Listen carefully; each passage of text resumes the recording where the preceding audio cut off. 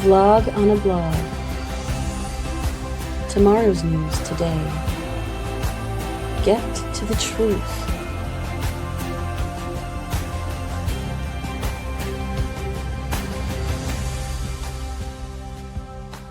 Listen, learn, live. Visit us at yadayah.com. Welcome to the vlog on the vlog. Good to have you here, Roger, Kevin. As always, we begin with the life aboard a carrier. There are those who probably believe that because a carrier is a monumentally large ship and that it is exceedingly high tech and that it costs, $13 billion to build, that the Navy's top officers, admirals, would be aboard the aircraft carrier, and that this would be the best duty that a seaman could ever have. And the truth is exactly the opposite of that.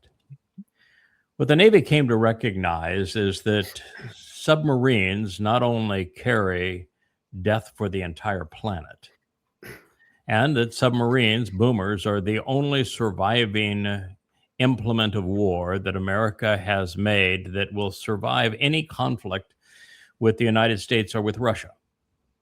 And that life aboard is constrained. You're put into a very small tube, that the best of the Navy serve on submarines, including by far the best officers.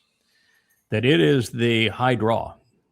The naval officers and enlisted all know it. The best food, the best people to be around, the highest quality service is aboard one of those submarines. The opposite of the submarine, of course, is the aircraft carrier. And there are 5,000 sailors on an aircraft carrier, and they are the worst of the worst. There are so many of them, and they're spread out over such a large area, the Navy thinks that they can get by with the scum of the service, and that's who is deployed on an aircraft carrier. There's also this idea that you're going off to sea. What a grand adventure. No, that is an ugly tin can. Of the 5,000 sailors on that tin can, fewer than 500 of them ever see the light of day. The rest spend all of their time in dark, cramped, stinky quarters without so much as a porthole. If you see a hole in the side, it isn't for people to have sunlight. No, that hole in the side is for weapons portholes. Mm-hmm. No, they never see the light of day. And the food's the worst. Your showers are timed. Your toilet is common. You have to sleep in far worse quarters than would be considered humane in a prison. Mm-hmm. You're triple bunked. And dormitory style rooms with other stinky men that have been limited in the numbers of showers they can take and the hygiene that they are given access to. It is a horrible situation for a day, for a week, for a month. And they've been stuck out there now in the Arabian Sea for 9 months. Mm-hmm. The noise is overwhelming. The ship creaks. And after 9 months, they've run out of everything on the Abraham Lincoln. Soap, toilet paper, decent food. It's so bad that according to the military's own publications, over 20 sailors have tried to commit suicide. Recently, a number of them jumped into the sea. I have done everything in my power to advise anyone who would listen, do not enlist in the U.S. military. In the Navy, you're treated like crap. You have no freedom at all. The life is miserable. And your life means nothing. Mm-hmm. You aren't protecting America's freedoms. You're depriving yourself of your own. This is horrid.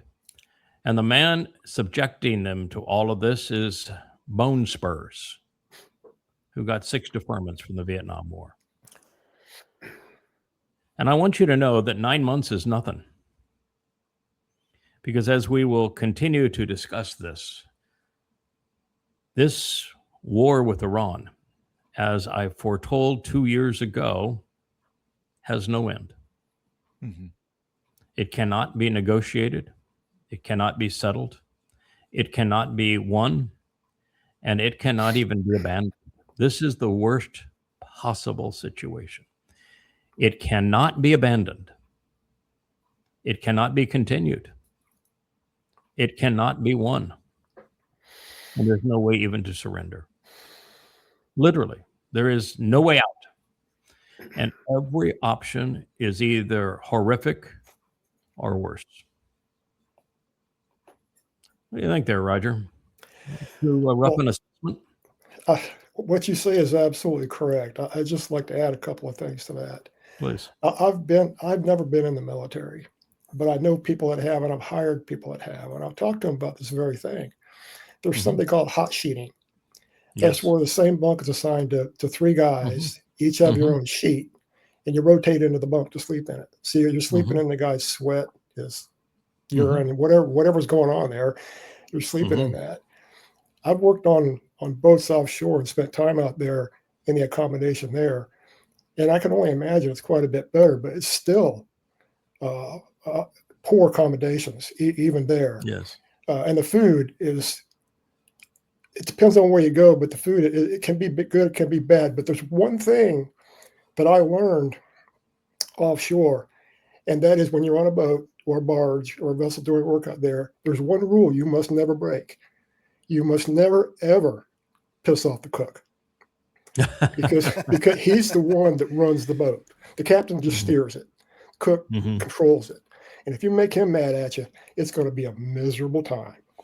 Yeah, I would say that food on a vessel like this starts off as good.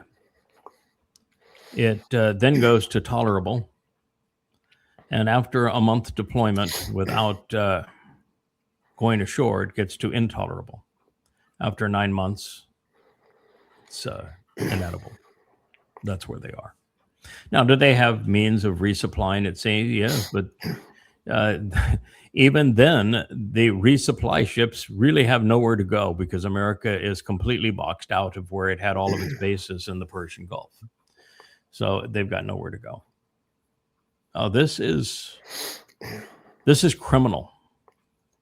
What is happening to those who had such poor guidance that they believed the propaganda and they joined the military and they're committing war crimes and they're acting like pirates and they're being treated like crap. There was a difference, however, between a pirate and what someone serving in the Navy today, and that is that pirates had free will. They actually got to vote on where they would go, what they would attack, everything about their lives, even how they split the loot. In the Navy, you have absolutely no rights of any kind. This notion that the military provides freedom is the antithesis of the truth. It is the greatest robber of freedom in our world. Yeah, that's the thing. You're a pirate now without the pirate booty. There's no upside. Right. You're or the pirate freedom, or the freedom of being a pirate. You know, even in a pirate vessel, you could tell the elected captain of the pirate vessel, you know, I've decided I don't want to be a pirate anymore. Next time we go ashore, I'm going to resign, and that's fine. Right. The other, I saw last night. Yeah, I saw last night there was a report, and it did come from an Iranian news agency about, and it's what I think spurred all this jumping overboard news that we're getting from different press organizations. Is that there was a knife fight in the galley? That there were 7 sailors that okay, Yes. And others jumping aboard. Actually, when I saw it first, it was from an Iranian news source, and I said, okay, I'm not going to even report this. I would like to talk about life on a carrier because I know a lot about it. But I'm not going to report it because it's an Iranian source. And then I saw it next presented by mainstream media. And then I realized that everyone was quoting the same source, which is the military's own magazines and newspapers. It was the U.S. military who wrote about it. The reason that the Iranians picked up the story is because the U.S. military reported the story. No, this story is true. Yeah, and there's no, and that's why you jump off a ship and try to commit suicide, because this is not like a swim in the ocean. First of all, you don't swim in the ocean this far out. It's not a pleasant thing, right? No, they're 1,000 miles offshore. They have to be 1,000 miles offshore because America could not handle the humility of having an aircraft carrier sunk. And if they get any closer to Iran will sink them. So they stand 1,000 miles offshore. No, you can't swim 1,000 miles. It's right. You jump off that ship and it's suicide. Well, and the other thing is, I think it's like 40 stories, I mean, that's terminal velocity to the water for most places. You're not just stepping out into the water like you would on your yacht or something. You're dropping from someplace generally very high up. This is, Yeah, I've done it. I used to compete on water ski races, and I have fallen at over 100 miles an hour. And what it does to your skin, the way it opens it up, it'll tear muscles and skin and send you away and leave bones exposed. The water at terminal velocity is unbelievably hard. There's essentially no give. You bounce off of it and it tears you to ribbons. Yeah, at that height, you would reach terminal velocity, 32 feet a second. Mm-hmm. There's one more thing about the ships out there is that anything on the water, anything that floats on the water creates shade underneath it. If you want to go fishing offshore, you'll look for structure. That's where the fish are going to be. So these ships create a lot of shade. That brings in a lot of fish, a lot of predatory fish. If someone were to hit the water, they wouldn't last very long. Sharks would come in. No, they wouldn't. No, this is a bad situation. This is. I feel sorry for the young men and women who were foolishly beguiled into joining the military, and for them now, there is literally no hope. No, this war will not end. This war will be ongoing 7 years from now when we bring it all to an end, but it won't be by man's doing. There is literally no solution to this war. It's one of the reasons I've spoken so aggressively towards Israel and their current government, to saying that when you did this the first time, you created a mess that you will never be able to get out of. And when you did it the second time, it's over. This is a fait accompli. We knew Israel was entering the time of trouble. We pronounced it, that it began on the 22nd of May of this year on Shabuah. And this is where they are now. And I know how this escalates because I read the prophets. There will be millions of mujahideen that march out of Iran into Israel, and there'll be no stopping them. It will be Alaska flood times 1,000.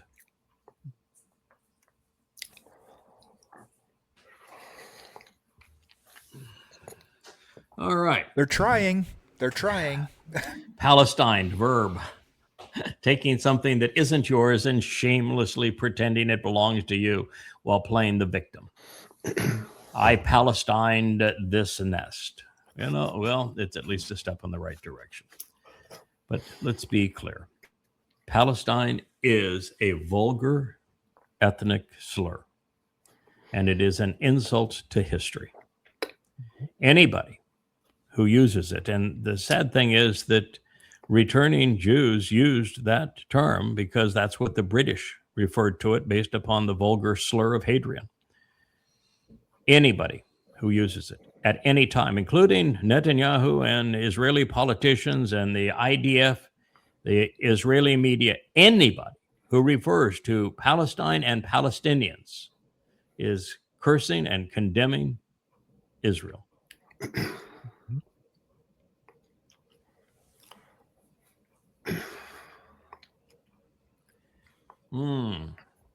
Told you so. Eli Afriat is one of 5 or 6 pro-Israeli posters that showed back up this morning on my X feed. Maybe Grok listens to his critics because, I was protesting vociferously that those I chose to follow, I never see, and those that I chose not to follow, I see all the time. And all of a sudden, there were 7 or 8 of the pro-Israeli accounts back in my feed. This one is one of them. And my response to this is, I told you so, 2 years ago. We have the UAE now flying to Tehran to cut a deal with the Iranians. And the reason they're doing that is they realize that they made their bed with the Americans, and the Americans can no longer be trusted.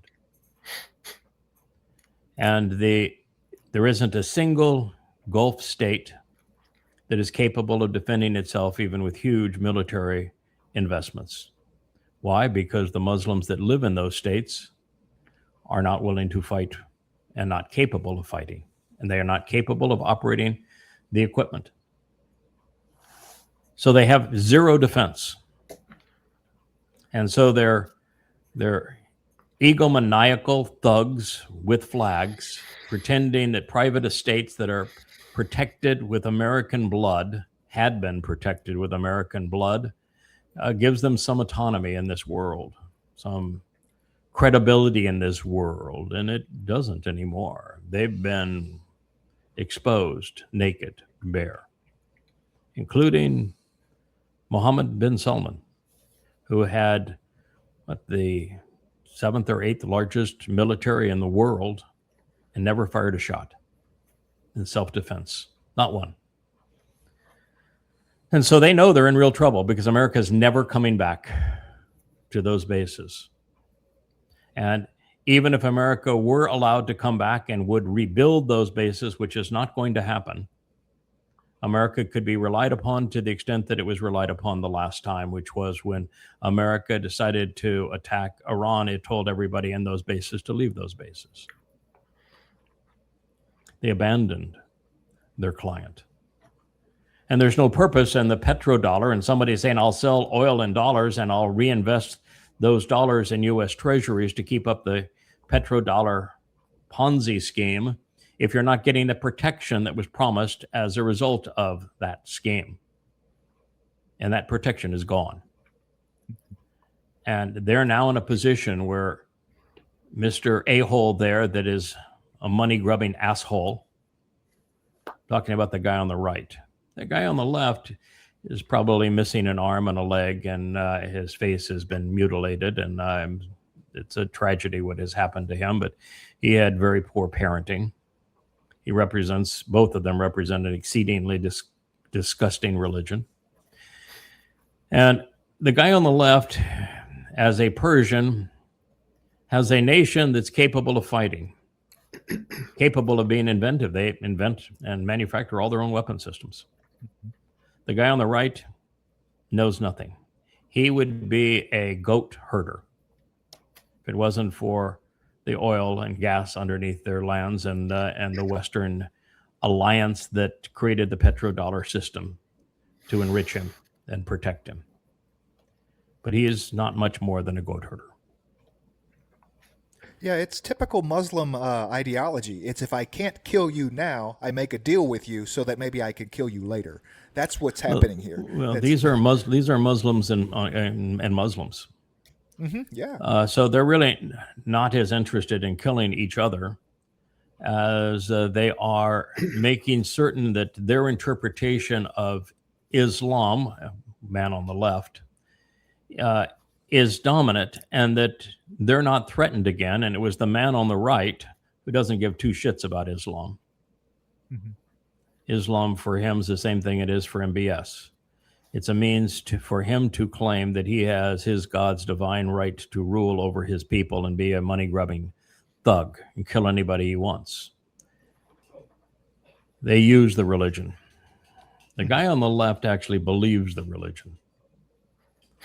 And so they're in a position where they are having a dick swinging contest as to whose interpretation of the religion is going to prevail. And there is no real meaningful difference between Shia and Sunni Islam, other than whose dick is bigger than the other. I mean, that's it. And so the only thing that separates these two buffoons is that the guy on the left's ethnicity and culture is Persian, and they still value education. And there's something about the Persians that enables them to still think, even though they've endured 14 centuries of Islamic hell. And so this is an annihilation. And if the guy on the right even wants to live, he has to make a deal with the guy on the left. That's it, because there's no one else no one on earth can protect him. No one. He can't protect himself. His people can't help. No one on earth, not any of the other Arab Gulf nations, none of them can protect themselves or this Gulf fiefdoms that they have created. They are completely vulnerable, and there is no protection of any kind. When this war continues, if they don't make a deal with Iran, they'll have no water treatment, desalination plants. They'll have no gasification facilities. They'll have no ports. They'll have no electricity. They will go back to herding goats. Yeah, and there's no doubt in my mind that this is them acting they're the kings acting in their own self-interest. They're not doing this for the nation of UAE, right? I mean, but there is no nation. There is no nation. The fiefdom. There's no nation of Saudi Arabia. There's no nation of UAE. There's no nation of Kuwait. These are personal estates with flags. They were set up by the Brits because they bribed the Wahhabs to go attack the Ottoman Empire and in World War I, and the Brits have never been good at understanding the consequences of their actions. So these are private estates with flags where the security services for the money-grubbing goons is provided with American blood. And that blood ran out. And it's never coming back. Now, there's a bigger issue here. And that's the issue that I started the show saying, that the U.S. war with Iran has no end. Trump actually can't leave and declare victory. He can't do that. Because if he does that, then all pretense of the petrodollar is gone. Then every one of the Arab nations have to do a deal with the Persians. Every single one. This won't be the first. It won't be the last. Every single one of them will do a deal with Tehran. Mm-hmm. The United States will be completely isolated from the region, because the deal with Tehran will be, you want us to avoid destroying you, then you disassociate entirely in every possible way from the United States. You never sell any oil or gas denominated in dollars again. You completely obliterate all of America's bases. You kick out all Americans. That is the price. You either pay that price or we destroy you. Mm-hmm. That is the deal. There is no other deal. Now, once that deal is imposed, that's the deal that happens when America leaves. This idea like the Houthis, you're going to surrender and run. Well, this is Iran. You can't do that deal. because the moment that deal is done, so is the petrodollar. And with America being $40 trillion in debt and no takers on its bonds, the U.S. economy craters immediately. Without the petrodollar, the reserve currency Ponzi scheme is over. And that's the immediate and direct, unavoidable consequence of walking out of this war. So you can't leave. And unfortunately, you can't win. There's no way to win. We've been doing, the United States has been doing the same thing for 5 months and gotten exactly the same results. Every time the United States ups the ante and bombs, it gets worse for everybody surrounding Iran. Try more of the same is pure insanity. So the only thing the United States can do is deploy troops. And there is a significant buildup of U.S. personnel now in hotels and the Arab fiefdoms with flags. And Trump is definitely considering invading Krog Island, not knowing that this is like Kennedy going into Vietnam with 500 troops that became 500,000 with 58,000 dead, except for the fact that Iran isn't Vietnam. It's infinitely worse. Trump's only response at this point in this war is to do one of two things. Neither one are going to work. Both are going to make the situation worse.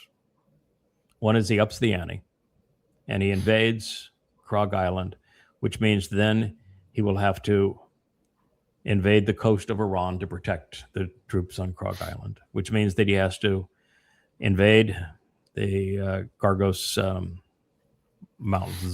Mountains, which means that he needs to push beyond them to keep the resupply and to keep the drones and everything else from firing further behind. And then he's in a country the size of Western Europe without any supplies, without even water, and no supply route because he can't get in and out of the Strait of Hormuz. And Americans will die and be POWs, and it's obliteration of the United States military. That is its Waterloo, except there ain't no water. And the option of surrender, he blew. He had a surrender agreement, a memorandum of understanding. It was a surrender agreement. He can't even go back to it now. He destroyed his only way out, which was surrender. So this leaves him with the ploy that they haven't begun to talk about yet, but will occur, which is the betrayal of Israel. To do the Neville Chamberlain thing and toss Iran, Israel as a prize. But that won't work. It'll work as well as giving Adolf Hitler the high ground of Czechoslovakia. It will lead directly to World War III. So that's it. He's got nothing. He's going to do my guess is here that what Trump's going to do over the months between now and the midterms, since invading Krog Island creates a bloodbath for him, trying to do so before the midterms would be even more insane than he probably is. And he can't sign an agreement because the Iranians are no longer negotiating and will not negotiate again. And so the only thing that he can do is pretend to keep that blockade going and just walk away and not talk about it anymore. And Americans who have the retention of a goldfish swimming around in a bowl will forget about it and they'll go on to the next subject. They'll be, into the great catering cart caper, and we'll forget about it. But you need to understand that just because Americans forgot about it doesn't resolve the petrodollar, which then destroys the entire economy. And so there is no more America. So this is that mess. This is why I begged Israel, don't do this thing. Well, what I see in this, you've talked about it before and written about it. It's going to be an all-Islamic invasion of Israel in the future. And these guys talking together now, maybe semi-friends, semi-enemies, they're going to be coalescing to a large army with one purpose. Yeah. The destruction of Israel. Yeah, they won't actually be, with the exception of Iran. Iran can marshal 3 to 4 million men and women even, but mostly men, as a military force. They can arm them, equip them, uniform them, transport them, and provide the aerial cover for them. Iran can do all of those things. Saudi Arabia, Kuwait, UAE, Qatar, they can't do any of those things. And the slaves that they have building those countries, they're not going to fight and die for them. But there are young people in those countries who will jump at the opportunity to engage in the great jihad. And so the numbers of people, the troops will swell, although the Iranians aren't much going to need them or want them, because all the others, they're undisciplined. They require food and transportation. They're hard to manage. They don't contribute anything, and they're certainly not needed. So I don't know how many people join them on the way in. I think they'll have significant Shia Muslims that join them as they march through Western Iran, which we now call Iraq. And there'll be some that will join them as they go through Syria. But and I'm sure they'll be joined by Hezbollah as they enter Israel from the northeastern side. But they don't really need much help. They will likely get a bunch of Egyptians that will want to play jihad too, but they will come from a different direction. It's going to be 4 million jihadists, by the way, Israel. All right, Glenn Deason is a fairly decent guy. Now, I've told you that Pop, the guy that we've listened to from now and again, is as charismatic as your grandmother's bathroom wallpaper. He is the ultimate monotone. If you can make it through his opening soliloquy before he introduces a guest, you have done well. And Alistair Cook, when you listen to him talk, that is worse than watching paint dry.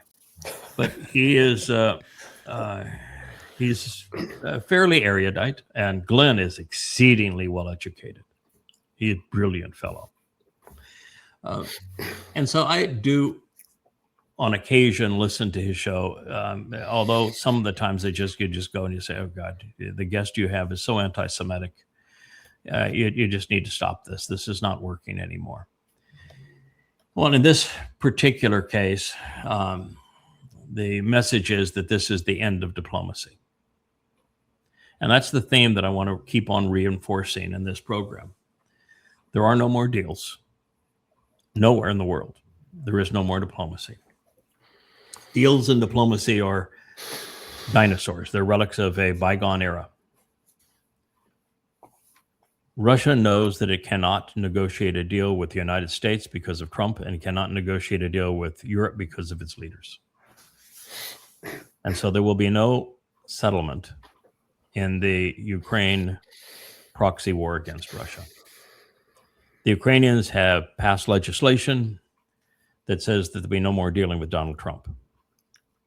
Now, that should not be taken as they want to kill him. This whole catering cart caper with Trump in the Turkish food cart. And we'll talk more about that later. When asked, Arachi was asked, was there a legitimate Iranian assassination attempt against Trump?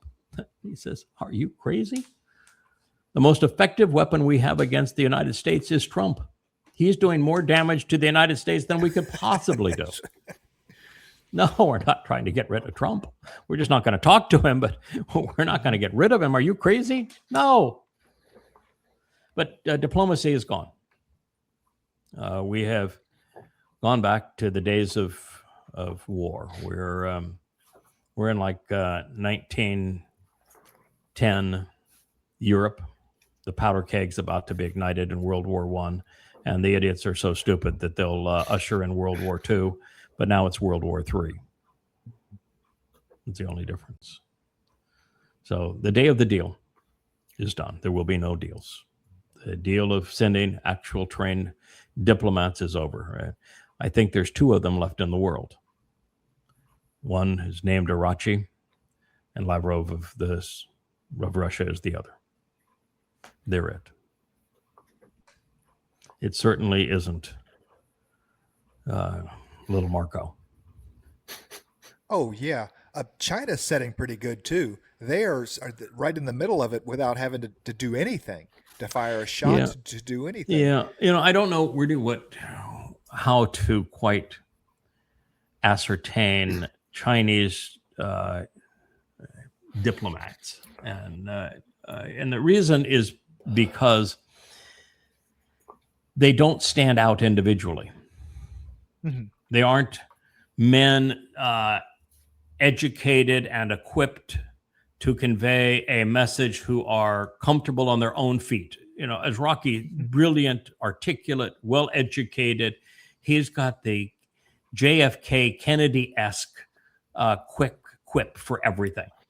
I mean, the Iranians can send him out and say, "You're our guy." Putin can send out Lavrov and say, "You're our guy." I mean, you know your craft. You're very careful. You're a professional. I don't see that so much in China. I would agree with you that China's in the driver's seat. What you see in China is a little different. What you see in China is actually very little talk. Mm-hmm. It's all do. Mm-hmm. And what China has done is taken over every country of Central and South America. And in every one of those countries, China is either their largest trading partner or their second largest. China does deals. China presents economic programs that are mutually beneficial. They say, we have the expertise and the funds to build your airport, to build your railway, to build your water treatment plants, to build your roadway systems, to advance your ability to mine or to extract oils or gas and to transport them. We have the ability to do all of that.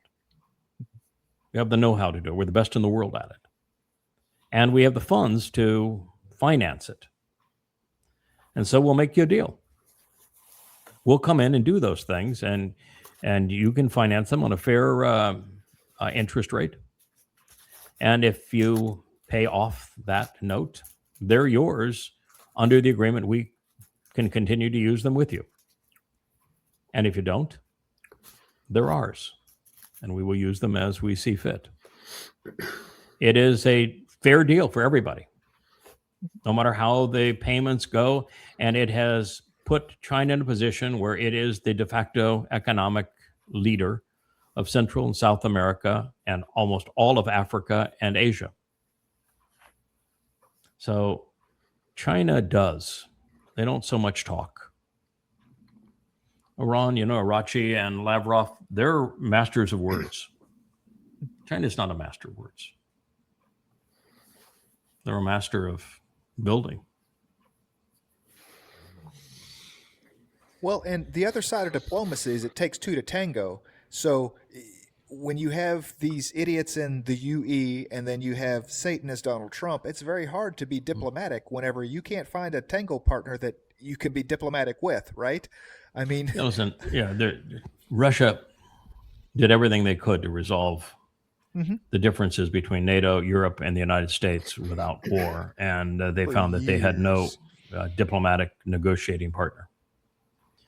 And Iran did everything they could also to negotiate and to resolve these issues, and to found that they had no negotiating partner. So negotiation is dead because the United States is incapable of negotiating. Mm-hmm. I mean, the only solution right now for the United States is to do two things that are not in its nature and never been in its nature. The United States is lost on all grounds. It is no longer the hegemon of the world. It's no longer the economic engine of the world. It's no longer even the military leader of the world. It's no longer the leader of the free world. It is no longer anything except in its own delusions. Well, it's a consumer base. That's how everybody sees us.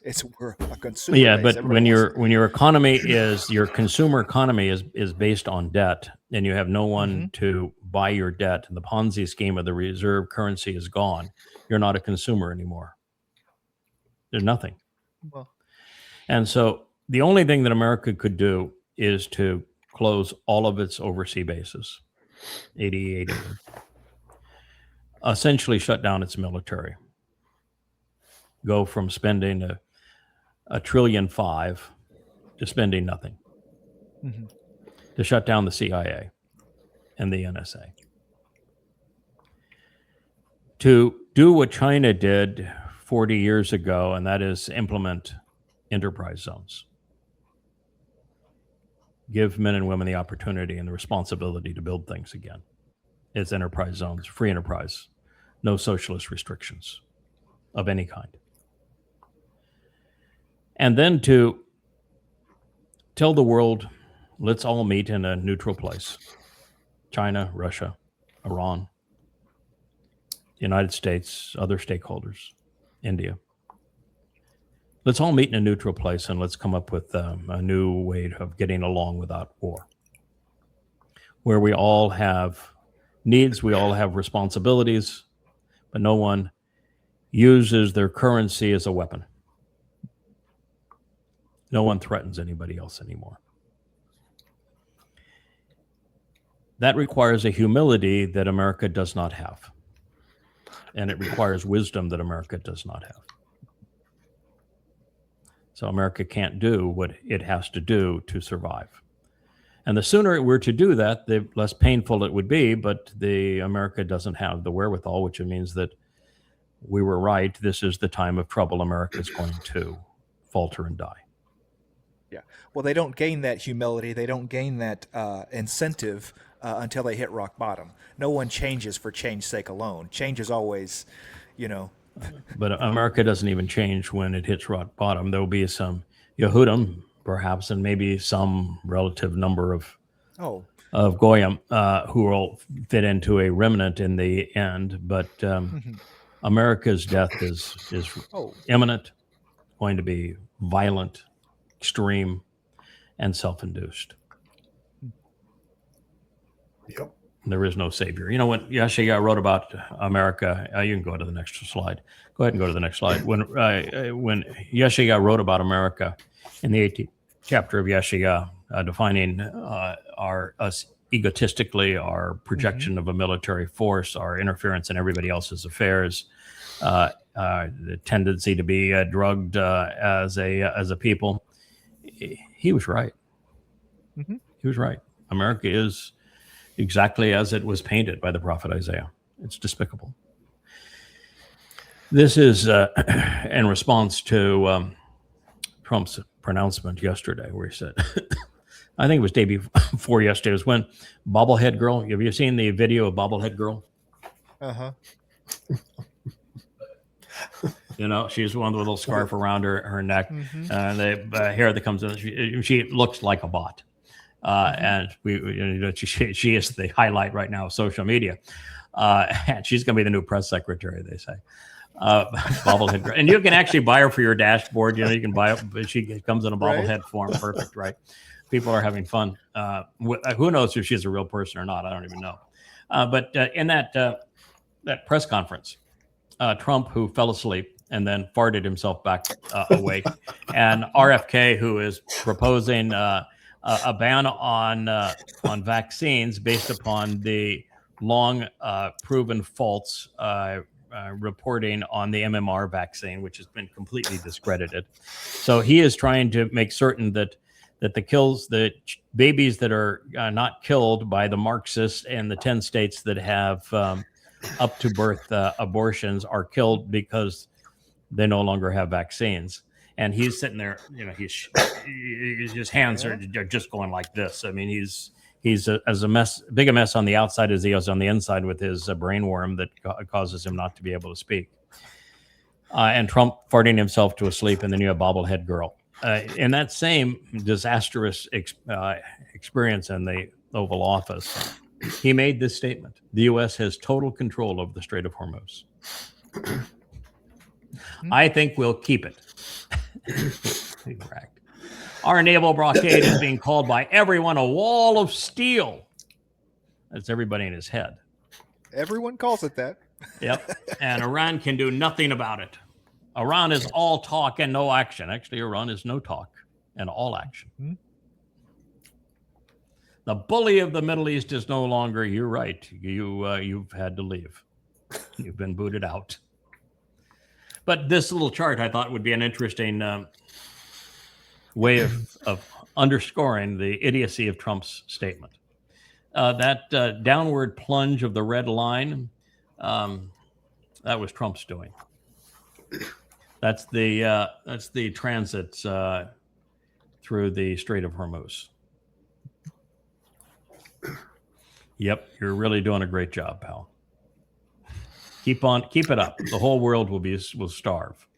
We missed the very end of the post. The bully of the Middle East no longer. Praise. Yeah, praise be. Oh yeah, praise be to Allah. Oh my. How did that go over with MAGA? I mean, praise be to Allah.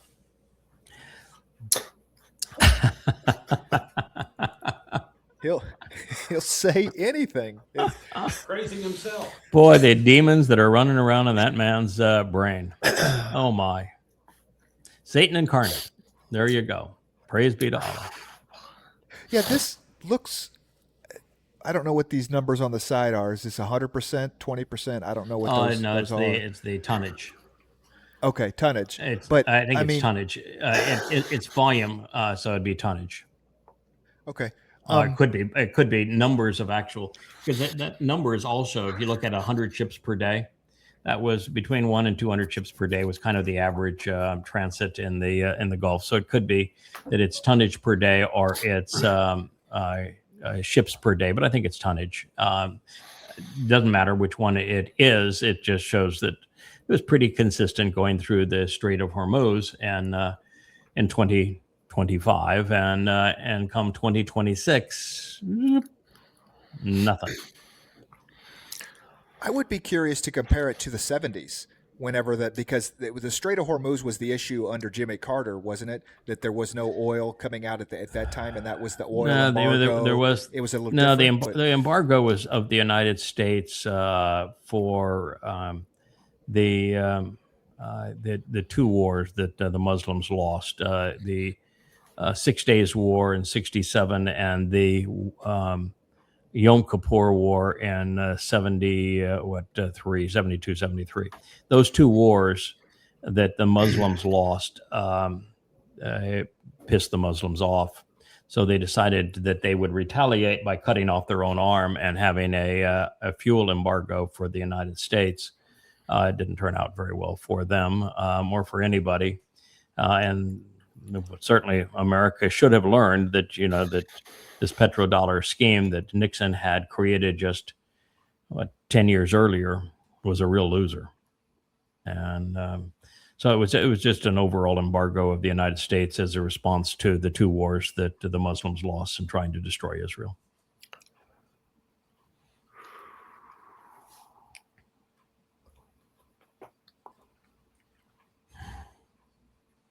Yeah, this was 2 months ago. 2 months ago. The deal, capital deal, because he's a dealer, with the Islamic Republic of Iran is now complete. Praise be to Allah. Congratulations to all. Allahu Akbar. I hereby authorize the toll-free opening of the Strait of Hormuz. Couldn't even read his own agreement, where it gave the Iranians total control over the strait to do as they wanted. And simultaneously herewith authorized the immediate removal of the United States naval blockade, which, by the way, still remains. Ships of the world, start your engines. Let the oil flow. President Donald J. Trump. I can just see the pom-poms.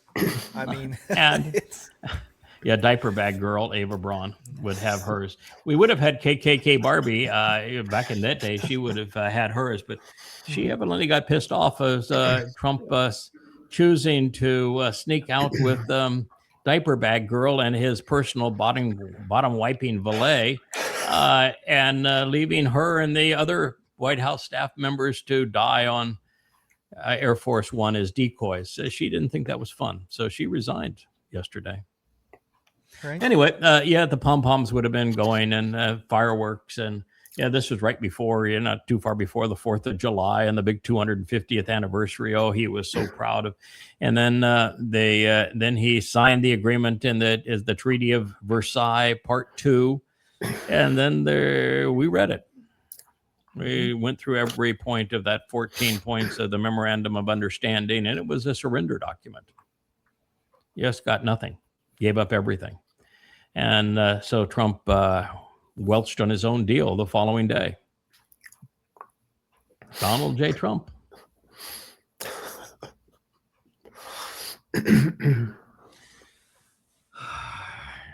I listened to a little bit of this. I don't want to put anybody through the same agony. No. The two blondes that are in the position over the EU are two of the most pathetic, disgraceful, ignorant, irrational, immoral people on the planet. It just constantly reminds me of why God says, I regret having created humans. She is speaking of Hiroshima and blaming Russia for Hiroshima. And she says, how dare the Russians threaten us with nuclear annihilation and, considering what they did in Hiroshima. What? First, Russians didn't have a bomb at that time. No, really? The only reason it got used is because there was only one people on the planet that had a bomb. That's the only reason it got used. And they only had two. That was all they could make. They were trying to make a third one because they wanted to deploy. They didn't want the Japanese to surrender. They wanted to deploy a third one. And no, there's the lack of understanding of history is one of the great disgraces in the world today. Complete ignorance of history. Denial of the Holocaust all comes out of the EU. It didn't happen. Yeah. There wasn't 6 million. Mm-hmm. Anything they can do to deny the Holocaust. I mean, anything they can do. Particularly the Poles want to deny it, and they were the second only to the Ukrainians, the worst of the worst. At von der Leyen and Kilya Kallas are going out of their way to create a narrative where they see Russia and Putin as the evil of the world that must be exterminated. So they're trying to raise an army to go in there and do it. Mm-hmm. And in fact, it was the Russians that resolved the previous World War against the Europeans. And there were a lot of Europeans that joined the Germans in Operation Barbarossa. About 20% of the troops were from other European countries. And so it was the Russians that stopped the arrogance of the Europeans, and Russia's had it with them now. They're really, really done with them. They realize there is no negotiating with them. You can't resolve it. So all they're doing now is they have bottled up Ukraine. So they have bombed all of the railways and roadways in from Poland and Moldavia and every place else, and they've completely isolated and destroyed the port facilities in the Black Sea. And so Ukraine is a rump state. Can't export anything, can't import anything. Dying. And then they went and said, all right, so you decided you were going to blow up our retail distribution centers and our refineries and attack electric grids. And so here you go. Enjoy. Retribution. Winter's coming. Yeah, they got nothing right now. I mean, Ukrainians have yanking people off street corners that don't want to be in a defensive position. They have 2 people defending what it would require 20 to do. They have insufficient food, insufficient water, insufficient munitions, insufficient training, and the Russians are all over them. And the outcome of this war is so obvious, and it can't be negotiated at this point. So it has to be won. Yeah, the way the Russians are going about it. There's a story that a new commander was just announced by Zelensky. He fired Zersky and hired this new guy. First thing he did was bring reserves in and started throwing them into the line to try to create some kind of news. And the new guy they hired was one of those that was part of the Nazis of Ukraine.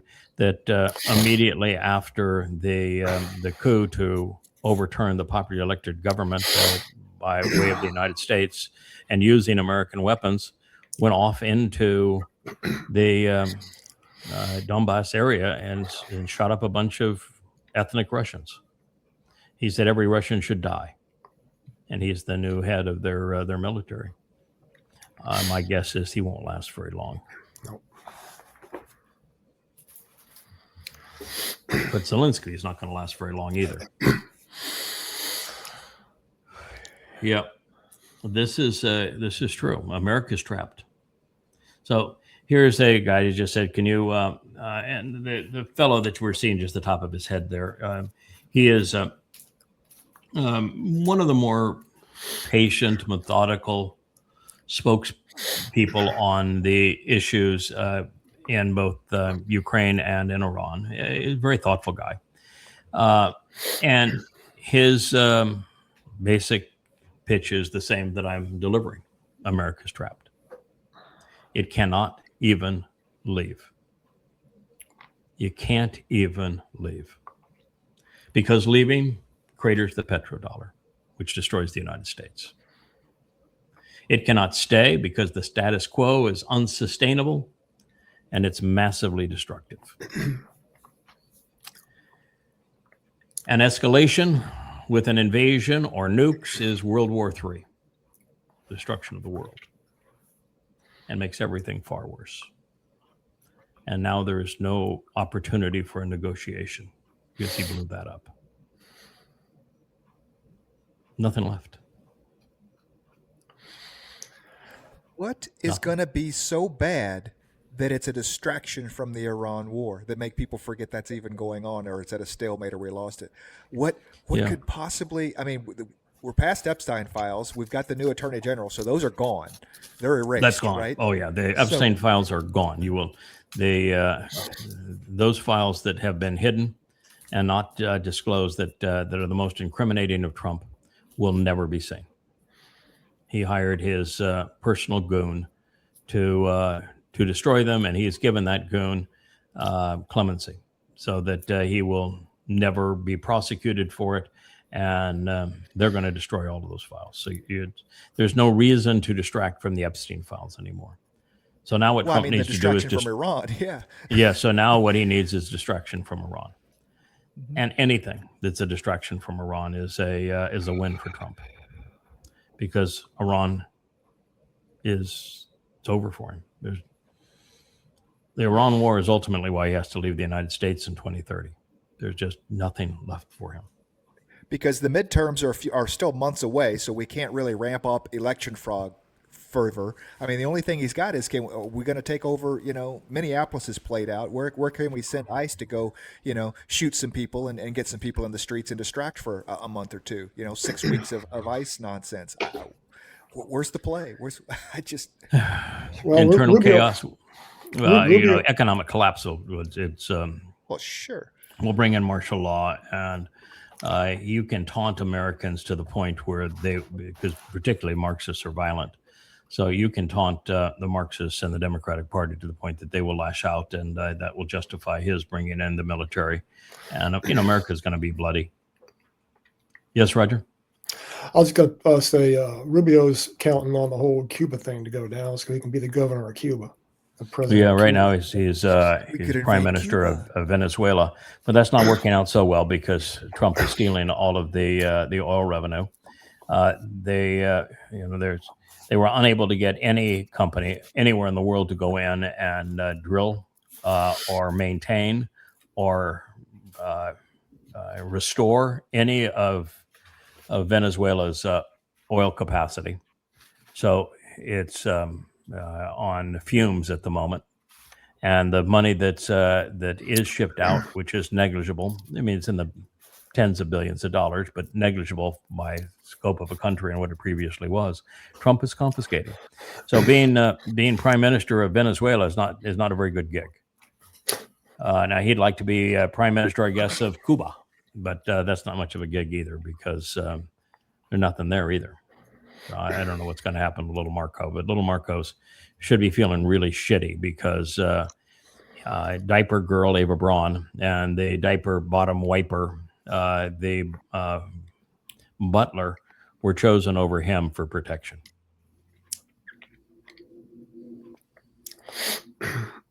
Marco had any character, he'd resign. Islam.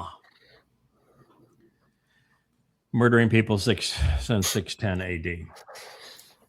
And they actually started murdering people about 622, but that was when Muslims, not Muslims, that's when pagans from Yathrib came and bailed Muhammad out.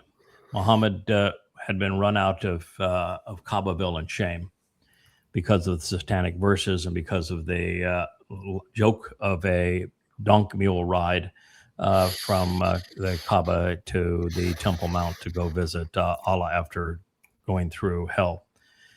And as a result of those two lies, he was laughed out of the area surrounding the Kaaba, and he looked for some place that would take him in. And he was told everywhere, no, you're a laughing stock. We don't want you. You're nothing but trouble. But there were 20 pagans from Yathrib that were off on some kind of an affair. And he met with them and they said, you sound a lot like the Messiah that the rabbis and Jews in Yathrib keep on telling us about. He said, yeah, that's me. I'm the Messiah. Yep. Yeah. Okay. Well, then they'll be happy to see you. We'll bring you back. And I said, well, we got a little paperwork we need to take care of here. Here's the deal. In my religion, you are going to be terrorists. You're going to plunder and enslave and rape and rob for me and my God. I get 20% of the cut. You get to keep 80%. And it's a special deal, special dispensation for you. Not only we're going to make stealing and rape legal and murder legal, we're going to make them celebrated. And so while you're doing them, you're going to be considered a really good guy for being a mass murdering rapist and thief. And if you get killed doing it, then my God is going to see that you are rewarded with multiple virgins in paradise. That's the deal. Right? They said, well, we're all in. Sure. Sounds reasonable to us. We're all in. And they said, it's okay. Then swear your oath. This is the Pledge of Aqaba. And the Pledge of Aqaba is we pledge to wage war against all mankind. That's the first year of the Islamic era. Muhammad then goes into Yathrib, which was 30,000 strong Jewish community, a farming community. He perpetrates apartheid and then genocide on the Jews. And then there was apartheid and genocide on all of Arabia. And then there was apartheid and genocide on much of the known world. That's Islam. Murdering since 622 in massive scale. 14 centuries of apartheid and genocide. And still it's insufficient to convince Marxists that Muslims are deadly. That's a heck of a resume. And I know the religion better than anyone on earth. You don't think so? Well, you go to yahowah.com, you read the 5 volumes of Goddamn Religion, and you'll know what I know. I guess it's if you can't beat them, join them. Islam is the most murderous in history, and Marxists are only second place. So they figure if they can join together, maybe they can. Yeah, they don't even need to do that, of course, because, well, Marxists are in second place overall. Marxists have had 100 years, and Muslims have had 1,400 years. Mm-hmm. And the last 100 years, Marxists are outpacing Muslims by a prodigious amount, such that Marxists have murdered, upwards of 200 million people in the last 100 years. So, they're surpassing Islam very quickly. They didn't need to associate with Islam to be more murderous. And we're not giving Christianity a pass because they're called the Dark Ages because nobody wrote anything down. So there was plenty of killing that. Well, Christianity focused its hate and vitriol on one group of people, Jews. Mm-hmm. And so we have a special bone to pick with Christianity for dehumanizing and demonizing Jews for killing their imaginary God.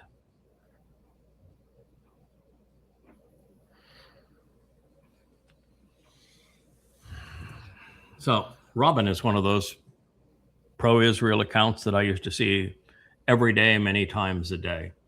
And she's celebrating here that an Israeli police officer is taking down the Pakistani flag and saying, no, you can't fly that piece of shit here. This is Israel, not Pakistan. And she's celebrating that. And, I can understand why she would want to do that. But what I'm here to say is that if Israel wants to survive, or if you as part of Israel want to survive the next 7 years, then you and Israel must condemn the lie of Palestine. You must direct your attention to condemning Islam. You must begin fighting this war with words and not with bombs. And you have to return to Yahowah. Now, the first step in the right direction for you, Robin, and for every Israeli is yahowah.com. Until you go there, there aren't enough police officers to furl enough flags. And you don't have enough bullets and bombs. These must have been Jews that were flying the palace, waving the palace. This interaction was entirely too nice. In the United States, someone would have gotten shot. These guys put their hands on cops. They got behind cops. I was like, wow, this is a really kind of how an interaction with police kind of should go. There are two groups of Israelis that are traitorous to their own people. The Marxists, and a lot of Israelis are Marxists, upwards of 20%. And the Haredi, because they're anti-Israel, they're anti-Zionist. And so both groups are capable of promoting Fakistan. They're that stupid. They're that immoral. They're that caustic to the very survival of Israel. So I think your point is probably right. If it had been a Fakistanian, a Muslim, it would be, I kill you. That, in fact, that officer could not have walked up to them with both hands on the flag because they would have grabbed his pistol and shot him. Yeah. So I think you're right.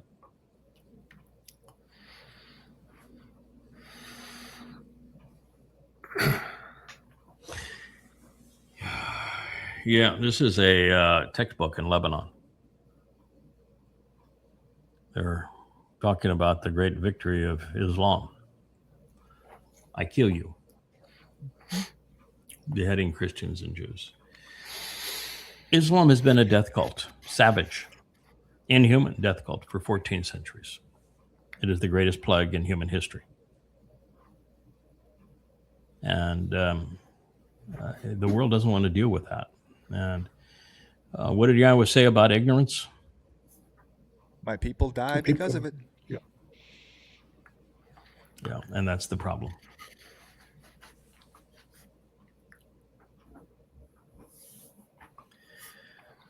This, the museum that has the rights to this painting, owns the painting, had a conniption fit that it was used to present Muslims as slave traders, particularly of white women. And so they said, you can't use it. And the people that were using it said, oh, yes, we can. It's not copyrighted anymore. And it's a accurate historical depiction. And they also said there's 20 more like it. Islam was established based on the slave trade. Muhammad began enslaving his own kin. Then he enslaved Jews. And they didn't just enslave them, they were sexual objects.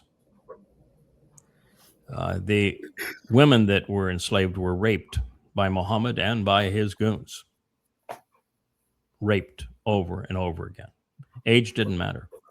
And in the most cases, it was even worse than that because these women had to watch Muhammad and his goons murder their fathers, torture and murder their husbands, and enslave their children. And then those same goons that had screamed Allahu Akbar as they did those things and destroyed their homes took them as sex toys and raped them over and over and over again, with Muhammad participating. This is the religion of Islam. And the children that they sold into slavery, they used to buy more weapons so they could do more terrorist acts like this. That is the truth. Yeah, it's irrefutable. That's their heaven. That's what they do on earth, and that's what they expect for martyrdom. Scum. There's no more reprehensible peoples on the earth than that. That is as bad as it gets. You know, I'm not sure. I mean, I have written 4,200 pages documenting the earliest Islamic sources showing that Muslims are savages, that they are pedophiles and rapists, mass murdering slavers, and proving it. And yet, I actually don't think they're the most vile people on the planet. I think it's the rabbis that sold the Talmud to them, that created the Quran so the religion exists today. I think it's rabbis that are the most vile people on the planet because they're the source of the lie of Jesus and Christianity and the source of the lie of Allah and this horrible treatment of women. If it wasn't for the rabbis, neither of those things would exist today. So I think that if I can disagree with you here, I'd say that rabbis are worse than Muslims. Agreed. Well, the metric is no politics and no religion. So at the end of the day, in 7 years, it won't matter. I mean, who gets the worst place prize? It's going to be two options. Yeah, it is. It's going to matter to some. Yeah, I'm going to disagree with you too. You'll probably agree with me at the end of it, but I'm going to disagree with you too. The reason for judgment in the end actually isn't to decide who goes to Sheol and who stays dead, because those who were just played into being idiots are just going to stay dead. There's no reason to revive them for a trial, no reason to waste the energy to do so. The whole reason for the trial is to decide of those that are going to Sheol, which of them deserve what kind of recompense before they go. The men who treated a woman like this have to be raped. I don't care if they're being raped by a broomstick. And their embarrassment, humiliation, and anguish has to be 7 times worse than they inflicted. So that is what we're up against, and that's what has to happen for. Wow, I don't want to leave the site, but we had an issue here, so let's hope that we can get this back. Anyway, let's hope that that's where we had a message that was up here in the left-hand corner. Tried to close it and did bad things to everything. Every trial is going to be to determine, thank you, Rich, how much retribution is handed out before they get sent to Sheol. And that's a job that we are going to have to oversee.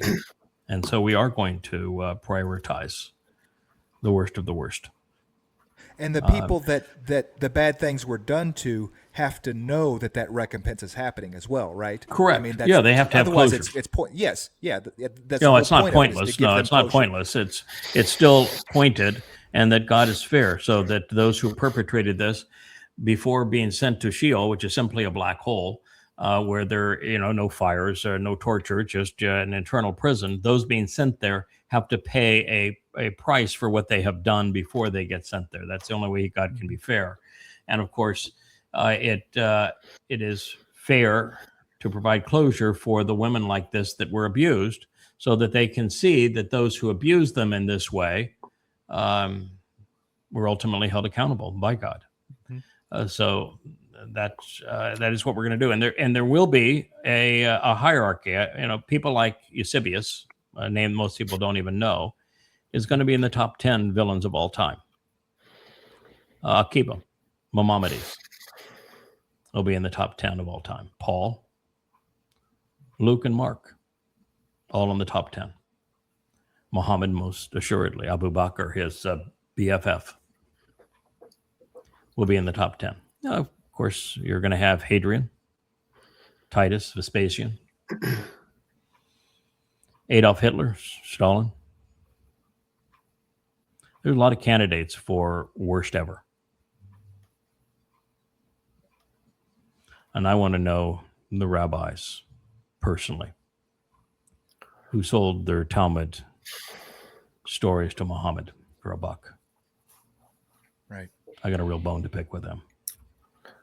I want to have access to all of those early rabbis who let Paul get away with robbing Dode to create the myth of Jesus. I got a real bone to pick with you too. You think 1,200 and what'd you say, 73 days on the Temple Mount's going to be long? That's going to be a long 10 days, man. 1250. 1250. No, the 10 days. First of all, there are a number of possibilities relative to these trials.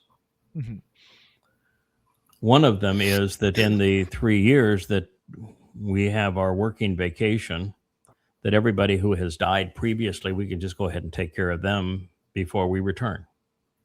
Ooh, that's not a vacation. Okay. Get That's it done. not even a little. It's not a working vacation. There's no vacating in any of that.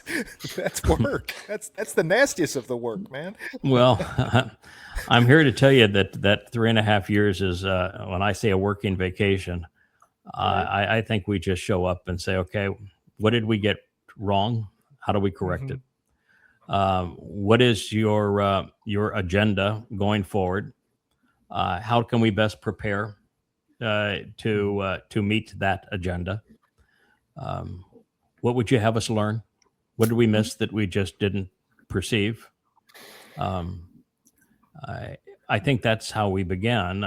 So I think it is a great learning opportunity, which I think will be enjoyable. But then I think there's a time we take care of business.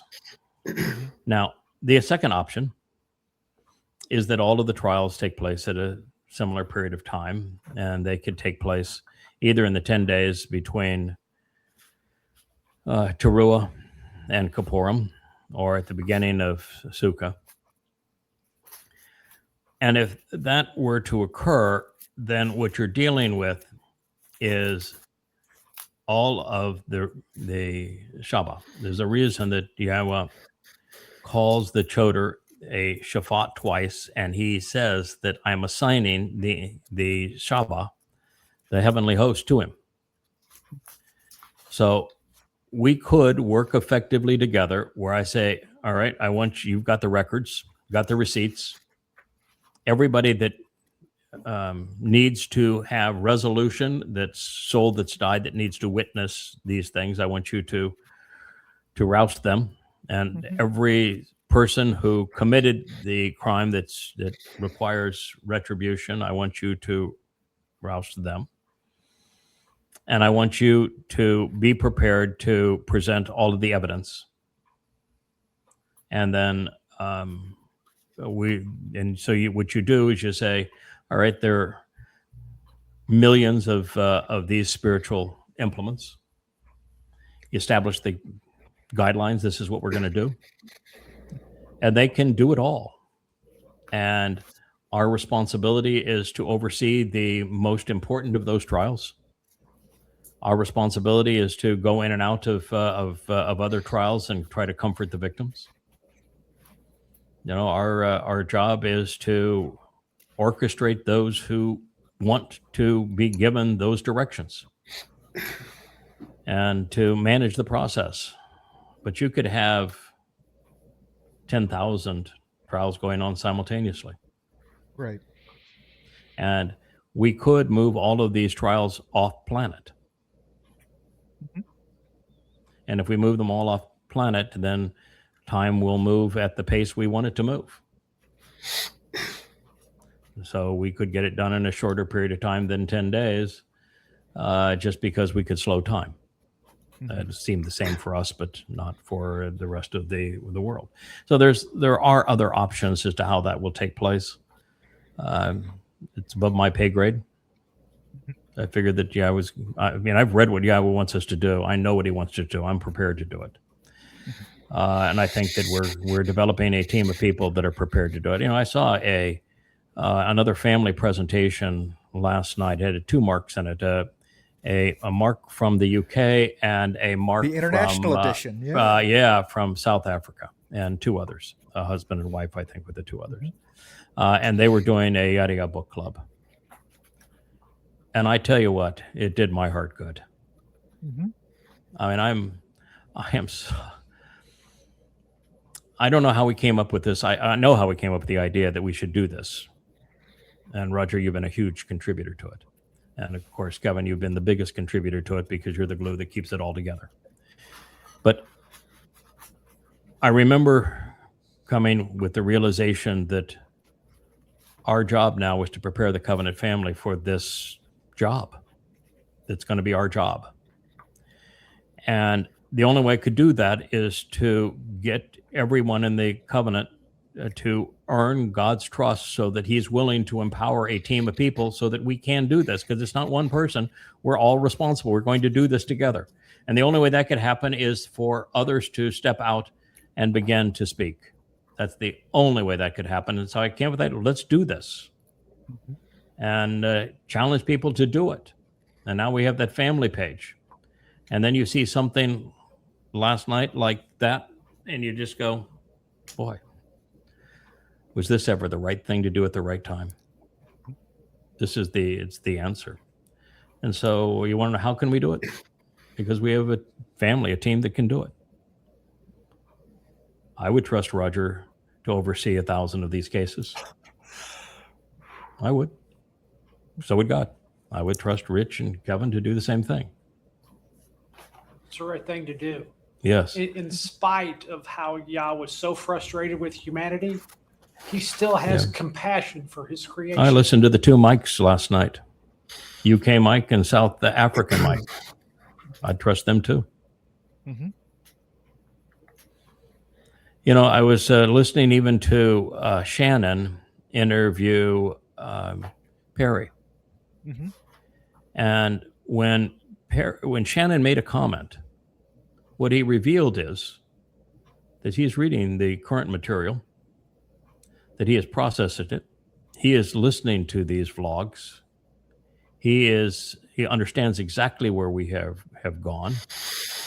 He understands how all of this fits together and how we are in this extraordinary place, growing together as a family.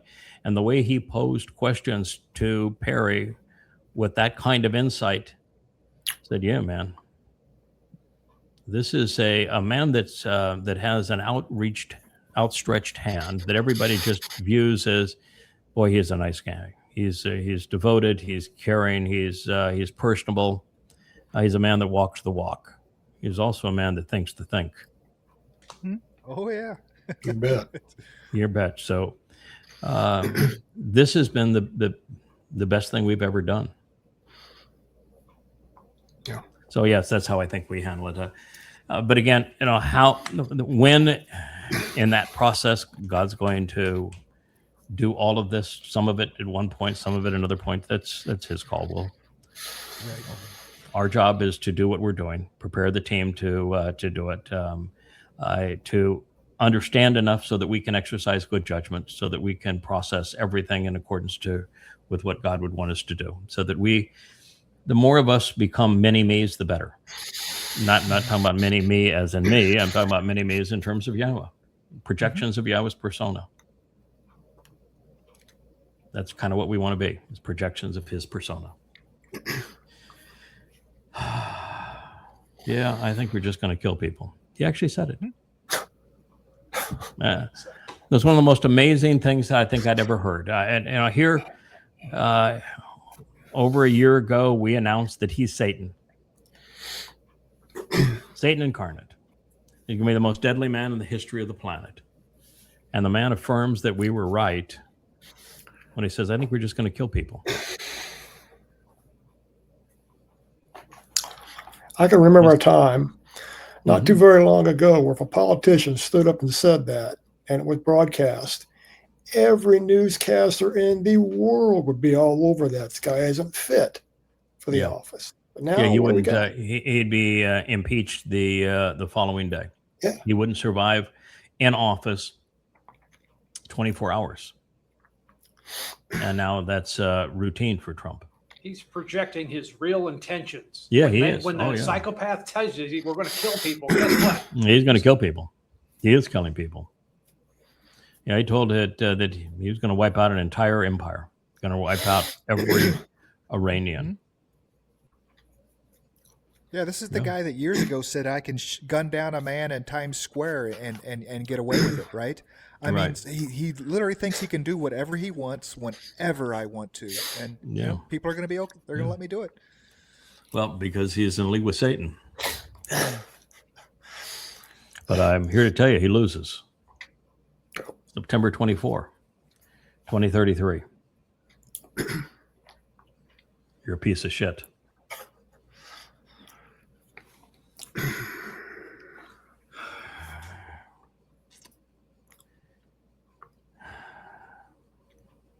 This is one of many reasons that I have no respect for this man. Nearly 90% of Palestinians supported October 7th, and they celebrated it, just as they celebrated 9/11. And Vivid doesn't have a clue as to why that's devastating for Israel. So long as you continue to refer to them as Palestinians, you lose. It's only when you refer to them as Muslims that you can prevail. When you refer to them as Palestinians, you feel like you're at liberty to use bullets and bombs. When you refer to them as Muslims, you'll know that you're restricted to words, and words are far more effective weapons than bullets and bombs. And you'll actually be destroying the actual culprit, the source of your misery. And the only way you're going to do that is to stop listening to this man and go to yadayah.com and read the 5 volumes of Goddamn Religion. They were written for you. I risked my life to deliver that message to you on behalf of God.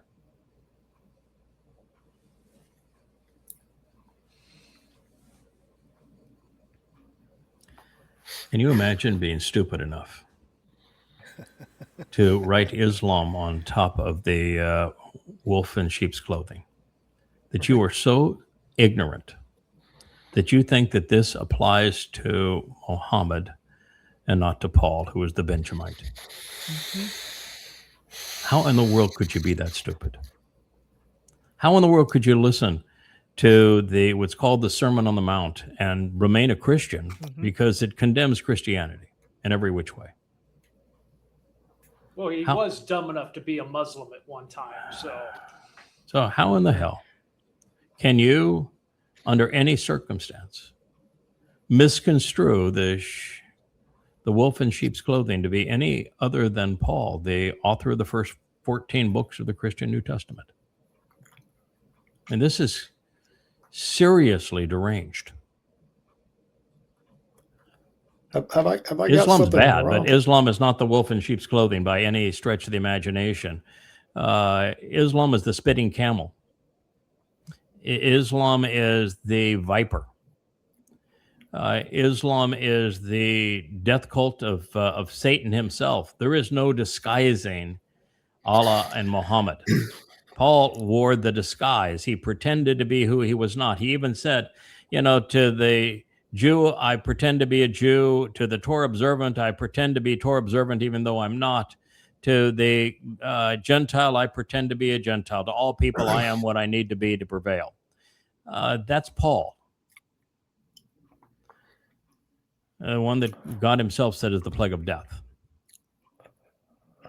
Paul is the one who admitted he was a Benjamite. The Benjamite is the prophecy of the wolf.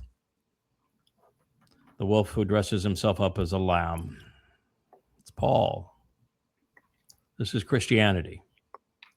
It's just astonishing that you could present this metaphor and pretend that it has to do with Islam.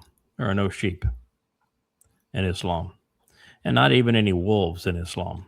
There's no mention of a wolf or a lamb in Islam. It's a viper and spitting and biting camels. Islam wasn't even around when Paul was around. No, that Sermon on the Mount was talking about the wolf in sheep's clothing. Paul was around. Muhammad wouldn't be born for another 600 years. Paul couldn't even get his own name right. I mean, his name is Shaul. It's, there's only one other name. Well, two other namesakes in Torah, Shaul the king and Shaul the place. So Muhammad didn't either, by the way. That wasn't his name. He had a Jewish name. No, he was not. There's no one born named Muhammad. Now Muhammad's the most popular name in the world, but it was a phony name. Yeah, he did the same thing. Paul did, changed his name. I remember that his wife calls him that when she says, "No, you're not a demon possessed. We can make good use of this. The profitable profit plan." Yeah. Yeah, the profitable profit plan. I forgot what her. Yeah. Bye bye bimbos. So, KKK Barbie. Bye bye Barbie. Don't let the door hit you and tush on the way out. So what happened is, Caroline Levitt, she was put out there like bait by Donald Trump. Donald Trump chose two people to be with him on the escape jet. Ava Braun, the diaper bag girl, the blonde with the diaper bag, and his personal valet, who was the butt wiper so that the diapers go on clean. He picked those two people to go with him. And he left his press secretary as bait on the other plane. And so when she heard what had happened, she walked right up to him, stood there while he was having a fight with another woman, and said, "I'm done. I have a child at home, two of them. I'm not going to be sacrificed for you. Bye." She's a vile woman, and of course wore her cross so that she could identify Christianity with protecting a rapist and pedophile who happens to be Satan incarnate. Well, that's the Christian thing to do. I mean, you look at what do popes do, that they protect the Catholic priests, the pedophiles. So it's a very Christian thing to do. It's not like it's outside of their their purview. They just don't want anybody to know about it. Carolyn Levitt. Used, abused, tossed away like trash. Who's next? There's a post further down where, of course, the big issue for all of the women on CNN is Trump using the media, the hangers on, the media, the press pool that was with him as bait. Not once did they mention Rubio. I mean, these are cabinet level positions. The press sec. No. Those people. They're okay with them using it as bait, but don't use the press pool as bait. They were very upset about that. And Levitt could care less about the press pool. Well, how did you me? It was all personal. Yeah, right? it is. There's only one reason to even continue to talk about it, which is that, of course, it's incredibly embarrassing for Satan, and Satan does not handle embarrassment well. So the more you can embarrass him, the better it is for everybody. And the second, it's character defining. No leader ever does what he did. This is the diaper bag girl. She's got her diaper bag. She's at Trump's bedside virtually every night. She's the one that all of those, like the meme that had Trump dressed up as if he as a general sitting between or standing between Patton and MacArthur. The one that dressed Trump up as Pope.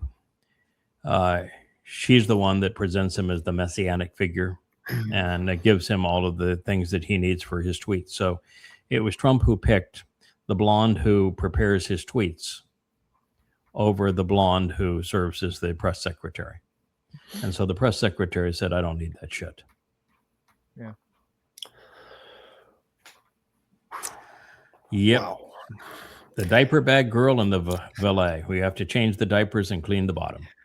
You know, with all this going on, I mean, this is what you call airing out your dirty laundry in a big way.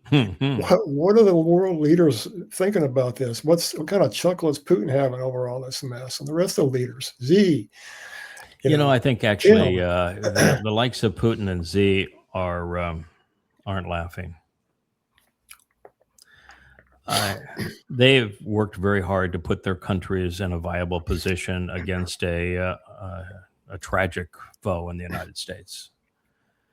And to realize that the United States is now headed by a person of this lack of character puts them in a very difficult position because there's no negotiating, there's no solutions. They would like to be part of a peaceful world where people do business with one another, and that can't be done because of the scum that is president of the United States and the 77 million people that were stupid enough to vote for him. So I think they're sad. I think that's their proper reaction, is just sad, disappointed. Well, and they have to be on edge as well, because this is like dealing with this is a flailing death of an empire. This is a wounded animal. And so, yes, it is. But it's worse because you can't even tranquilize it. You can't even calm it down to let it die, quietly on its own someplace. It wants to lash out. It wants to, at everything. It is a wounded, rabid animal. That has its access to the nuclear trigger. And we now know that the military is so compromised that there are members of the U.S. military that will carry out not only illegal orders, but earth-ending orders. Well, I wondered about that myself. Where was the suitcase when he was making this transfer? Did it get with him, or did it go on a different plane? Yeah, I don't know. That's not his decision. That's a Treasury Department. Secret Service carries that. He could. Secret Service carries that, and the flights, of course, were all military flights. He went out on a standard military jet. Yep.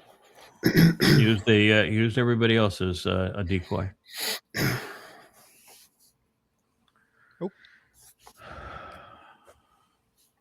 Oh, well, okay.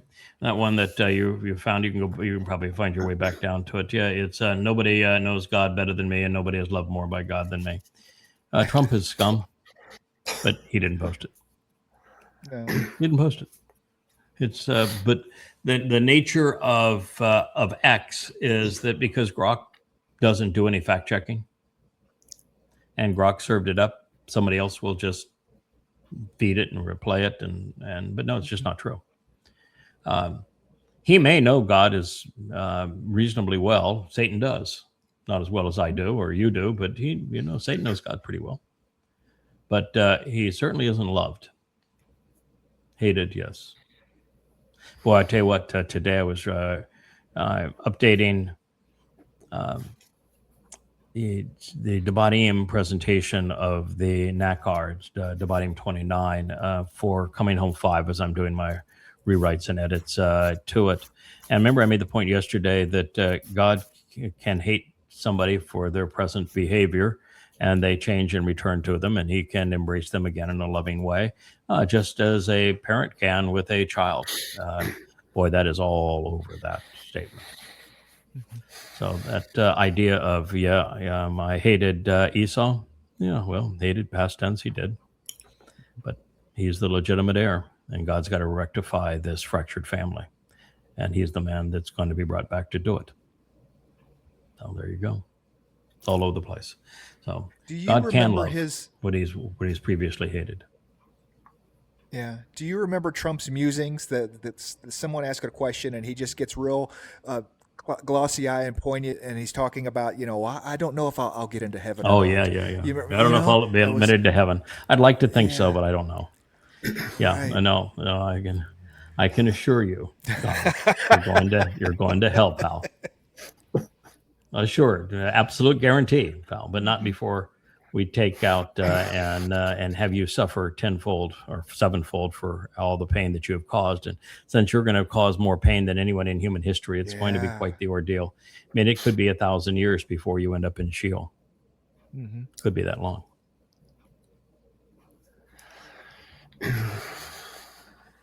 Oh, yeah. So Alexander Duncan says this is what you call a demonic idol worship. Yeah, it is. But how's that any different than swooning to a dead god on a stick? I can show you pictures of the Vatican that look just the same way. I mean, you got the Pope dressed in gold coming out. Mm-hmm. Yeah, what's the difference? Circulating this rock pile to rock gods and death cult, or the one that's the dead god on a stick that has dehumanized and demeaned Jews while robbing God of his beloved son and his name and his entire purpose. I think Christianity is a far worse religion than Islam. Yeah. Idols are idols. I mean, the little girl that took the idols out of Egypt and hid them under her bed and everything, I mean, still got the same punishment. See ya. We're not dealing with any of that here. I mean, who was it? Rebecca that stashed blood on the idols as well. Yeah, blood on the idols. Yep. I'm sorry, but Rachel actually is the one. But yes, correct. No, there's a lot of accountability. What's hard is to see how there can be much salvation, reconciliation amongst the early patriarchs. Abraham was scum. So was Yishak. Jacob was a horrible person. Rebecca, scum. Rachel, horrible. Look at Yehud, all this crap he did. Benjamin, oh, even worse. The fall of the Lowy. It's just hideous. I don't know how, it's that's God's pay grade, not mine, to determine how he's going to handle those people. It just resembles some kind of a massive evil mass hysteria. Yeah, this is a mass delusion. Absolutely. They're running around a cube that was moved there nearly 100 years after Muhammad's death, that is a pagan religious shrine to rock gods. Yep, here we go. The Twistian MAGA for Satan. Boy, she aged tremendously, didn't she? That's early on in the process. That job was not good for her, but that's how she'll be remembered. The Christian cross and being a foul-mouthed, evil, mean-spirited propagandist on behalf of Satan incarnate, a rapist and a pedophile. And finally, getting into a cat fight over the woman who changed his poopy diapers. She couldn't compete with a woman who drew memes for his tweets.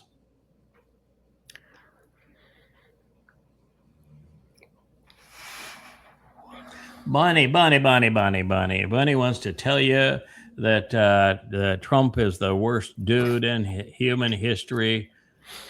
Bernie. You know something, Bernie? This is hard to imagine, but it's true. That as bad as MAGA and Trump are, you and your communist ways would be worse. Now, that's hard to imagine, but the fact is, it's true. You'd be worse. The reason that Hillary lost to the worst candidate ever and that Cackles lost is because most Americans don't want to be communists. They would rather have to sit next to the devil than they would be communists. That says a lot, doesn't it? That's your problem there, Bernie. I can remember growing up in communism. That was a real scare tactic where I grew up. If anybody was called a communist, that was a big deal. Yeah, but the fact is that communism is a big deal. It is entirely destructive. It robs everybody of free will. It robs everybody of prosperity. It robs people of access to accurate information. Totally manipulative, indoctrinating, exceedingly violent. Yeah, it is. It's a horrible thing. It bankrupts a culture economically and morally. So yeah, communism is a terrible, terrible thing. Now it's being stacked up against Satan. So what you're playing here is that's KKK Barbie. They're having a fit while Trump is having a difficult conversation with a woman. So you've got a woman there, and that could be the diaper woman for all I know. She's playing with her phone. This is, look at this tweet that I just gave to you, and so Trump is sitting there either in I think it's the helicopter, Marine 1, Marine 2, or whatever they call it, but and having this discussion. Look at the finger that Caroline Levitt pointing the finger, and prior to that, the finger was pointed at her, and Trump is trying to referee in this blonde cat fight. This is immediately what preceded the resignation.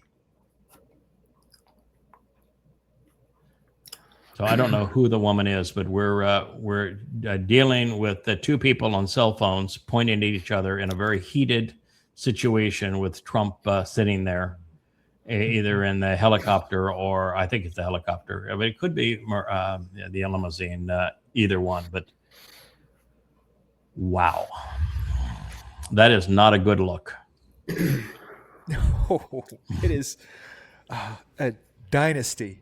Who shot JR? Dallas. It is so. Wouldn't you love to know?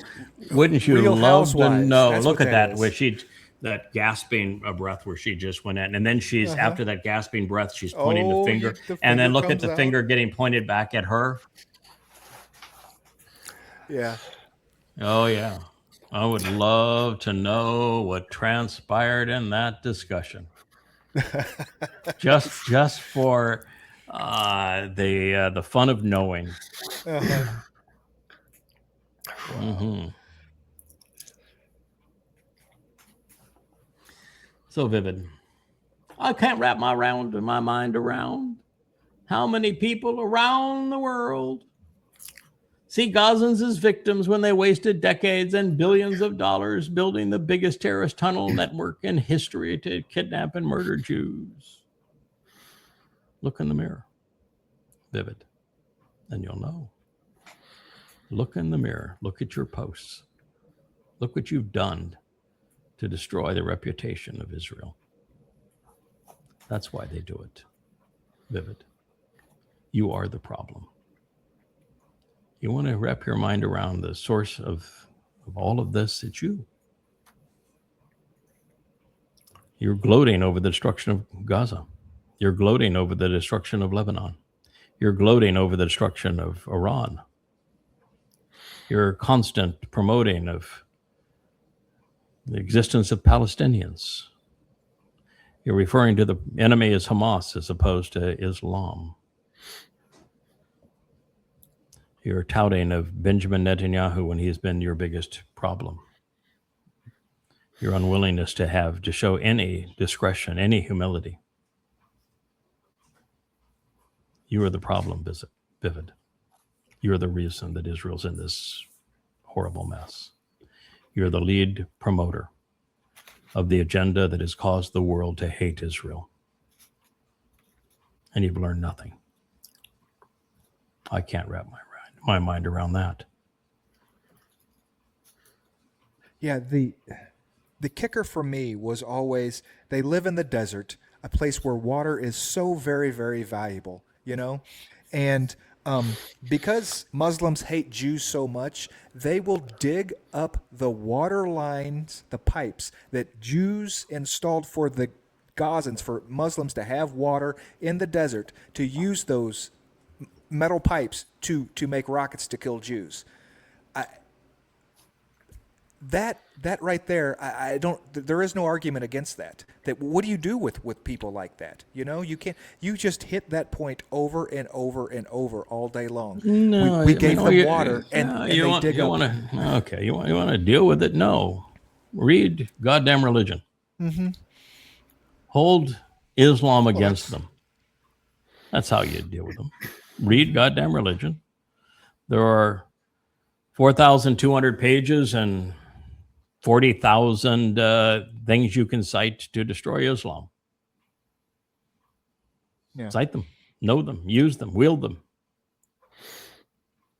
Explain how that Alaska mosque should be removed and destroyed. Explain how the Dome of the Rock should be removed and destroyed. Explain how 10/7 was nothing but a repeat of what occurred in Kabar 1,400 years ago with Muhammad.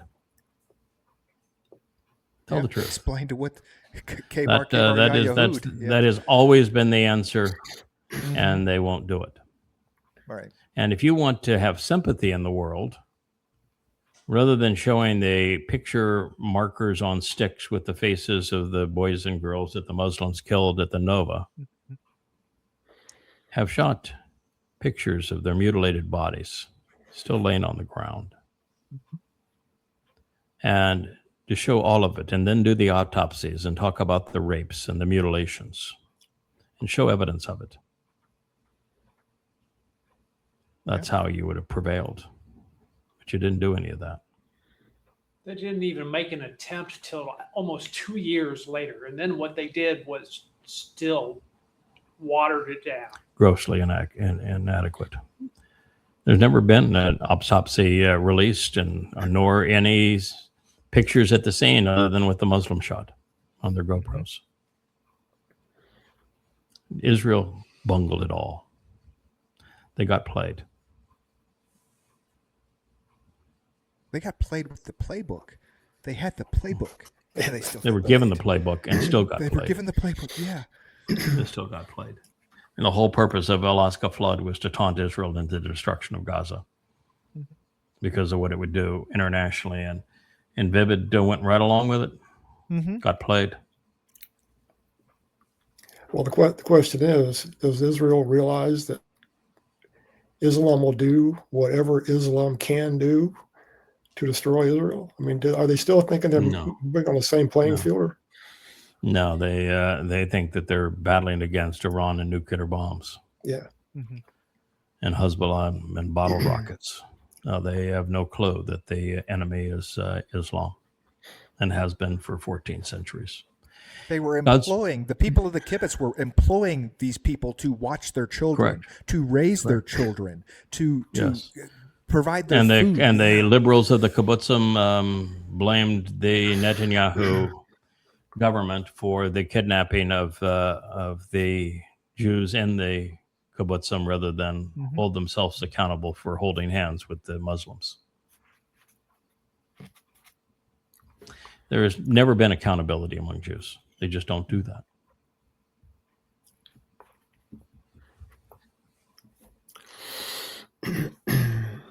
Yeah, I like this picture. We're going to kill your babies.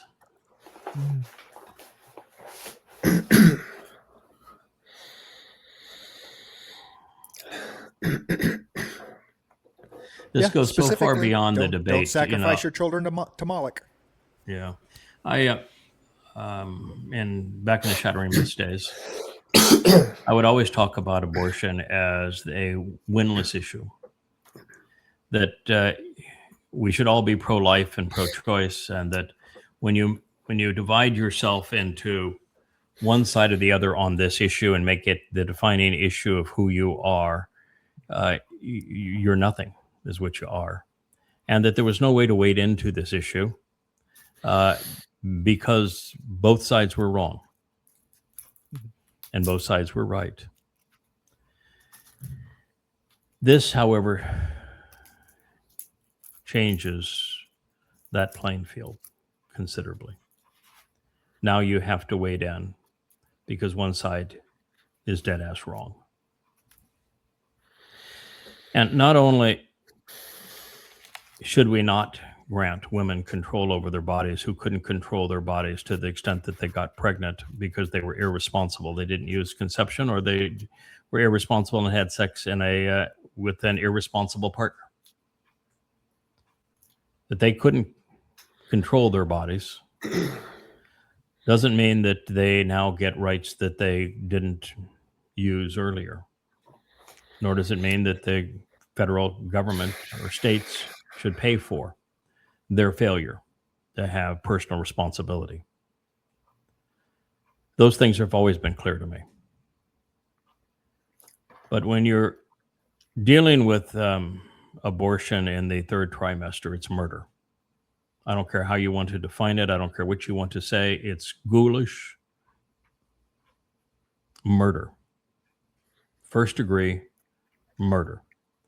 The doctors who perform it need to be sent to jail, convicted of murder and sent to jail. And the women who sign up for it, same thing. They ought to be sent to jail. It is a crime. And to celebrate it is so despicable that you want to vomit. So they have taken it beyond the realm where it was the subject that no one should engage in because there was no way to win. Both sides were wrong. Both sides were right. Now you got one side that's just dead ass wrong. And really, really revoltingly wrong.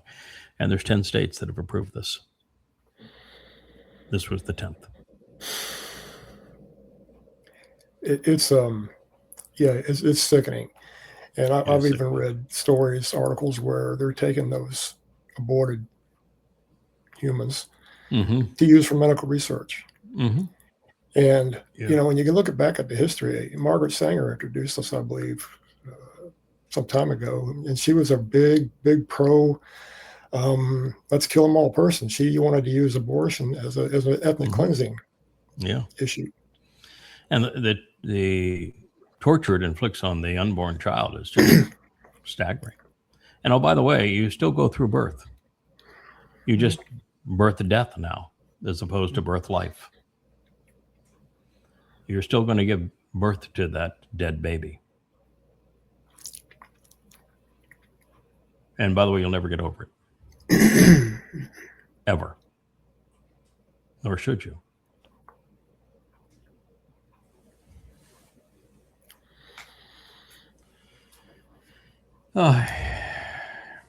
Jeffrey Sachs.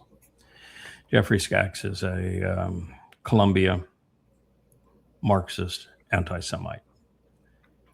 He was right on one subject and then wrong on most everything else. He's right on how America lied itself into the Ukraine war. And he's been right on that for a long time. It's just that when the Iran war came up and he had a chance to vent his anti-Semitism, he lost all credibility.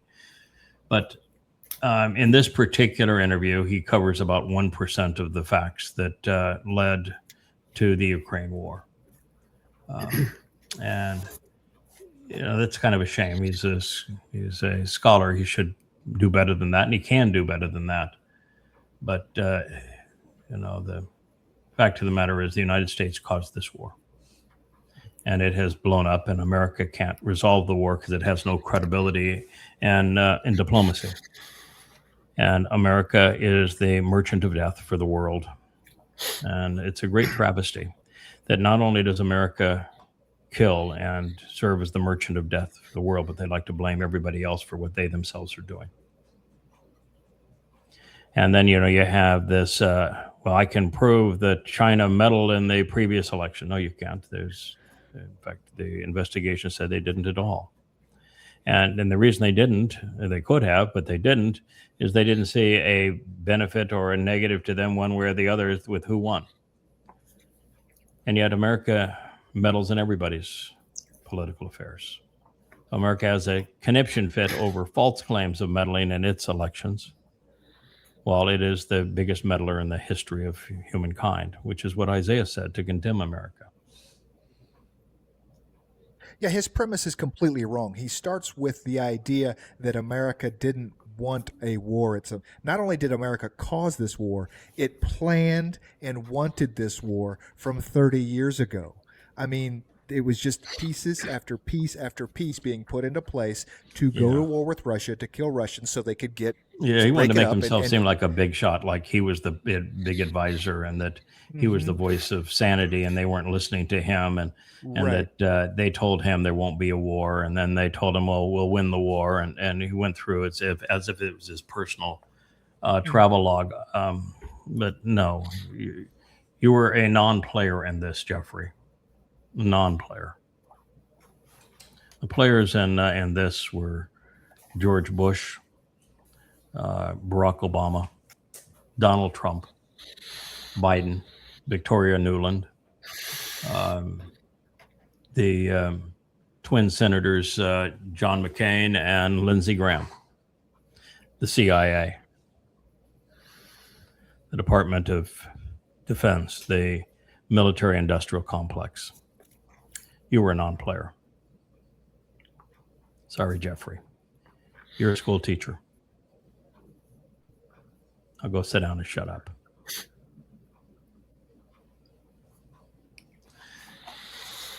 So this is look at how red he's turning. I mean, he's kind of looking like Satan right now. Horns is all we need, and we'd have the confession for the man who has admitted that he is demon possessed. So he goes and has a conniption fit now. What he is saying that and he is a demon possessed anti-Semite. Is that Russia and China are the only two countries where the political leader is more powerful than any business leader.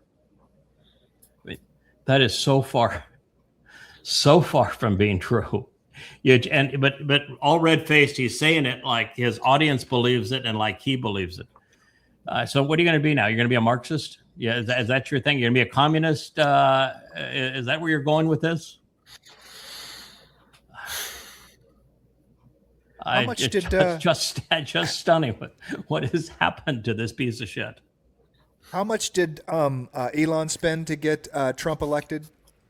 300, very large, 300 million. He's going to spend more than that this time around.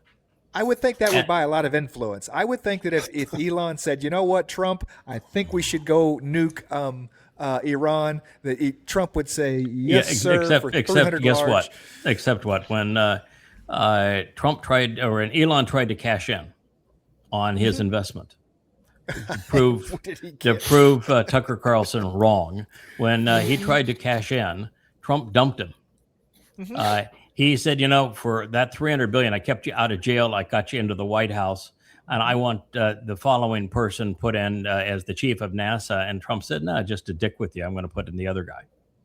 Mhm. And so that's when Elon had his tizzy fit. And he said, Trump's in the Epstein files, and if it wasn't for me, Trump would be in jail today. So Trump then starts to attack Elon. He does his normal Hannibal Lecter routine, and Elon absolutely does an El Foldo. He just does not have the horsepower to stand up to Trump. The exact opposite of what is claiming, of what Tucker is claiming here. And he does an El Foldo, and he goes back into kissing Trump's behind because his companies are gone without. If Trump does follow through and stop the U.S. government from doing deals with with Elon Musk companies, he's gone. There's nothing left of him. So the exact opposite. Yeah, Bezos is a rich guy. Bezos he owns the Washington Bezos Post. bribed Trump with the Melania film, and what he bought for that is the Trump FCC allowing and the Department of War and others to continue to do business with Amazon and approve Amazon mergers and the like. The same thing was true with Larry Ellison. And what they got is mergers. And right after each of them did those things, by the way, they allowed their newspaper, in the case of Bezos, the Washington Post, to publish stories that were incredibly derogatory of Trump. And look at South Park after the mergers were allowed, mocking Trump. So Trump doesn't have, they don't have control over Trump, and Trump doesn't have control over them. It's and I don't know what he's talking about.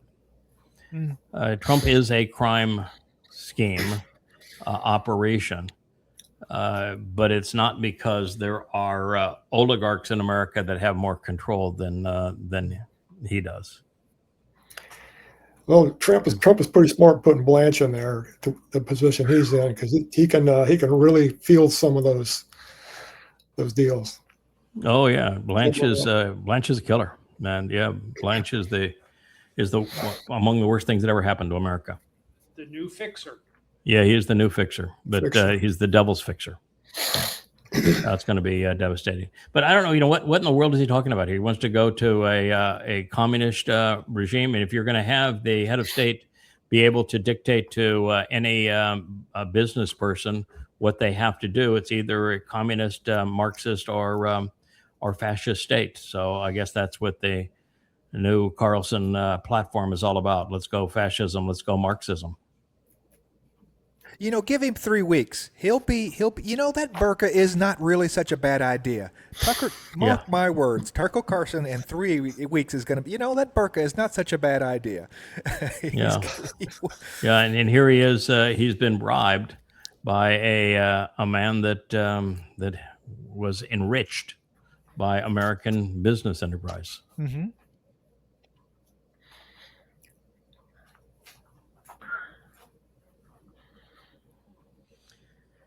Yeah, this is the new, you mentioned, in the new head of the Ukrainian military. And this is him in earlier days when he went in just to go kill ethnic Russians. And long before the war began, this is in 2014. I want to go kill some Ruskies. No Russian deserves to live. So there's what you got. I mean, it's hard to imagine a country more despicable than Ukraine. And not just now, going back centuries. Oh. It's the most despicable country in the vicinity of Europe is Ukraine. What they've done to Jews, for example. Their violence, their graft. And when Lindsey Graham and John McCain and Victoria Nuland and George Bush et al. decided they wanted to use Ukrainians as a proxy against Russians, they really scraped the bottom of the barrel. And that's what we're witnessing now. All that money, all those weapons, and all it did is enrich thugs and made a bad situation worse. Turns out that if you're hiring mercenaries, the mercenaries are not going to be loyal. Oh, Who knew? Who knew? Who knew? Rule number one of mercenaries. They aren't loyal. Oh, yeah, here's Coke for brains. And I don't mean the Coca-Cola type. He is now professing that that if U.S. provides 10% of its Patriot missiles, that Ukraine will destroy all of Russia's ballistic missiles.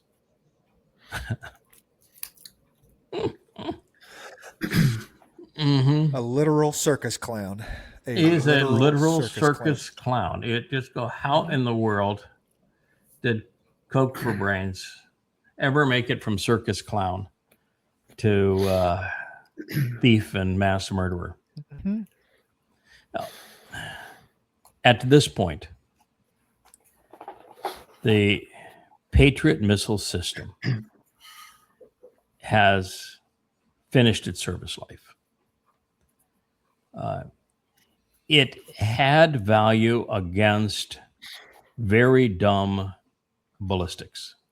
If you shot a missile that had a ballistic profile and the early launch radar were in place, which most are gone now because of the Ukraine war, but if you got early trajectory on them, you could calculate a ballistic path, and 1 out of every 3 of these things would intercept that ballistic missile if it didn't maneuver and if it was on a ballistic trajectory.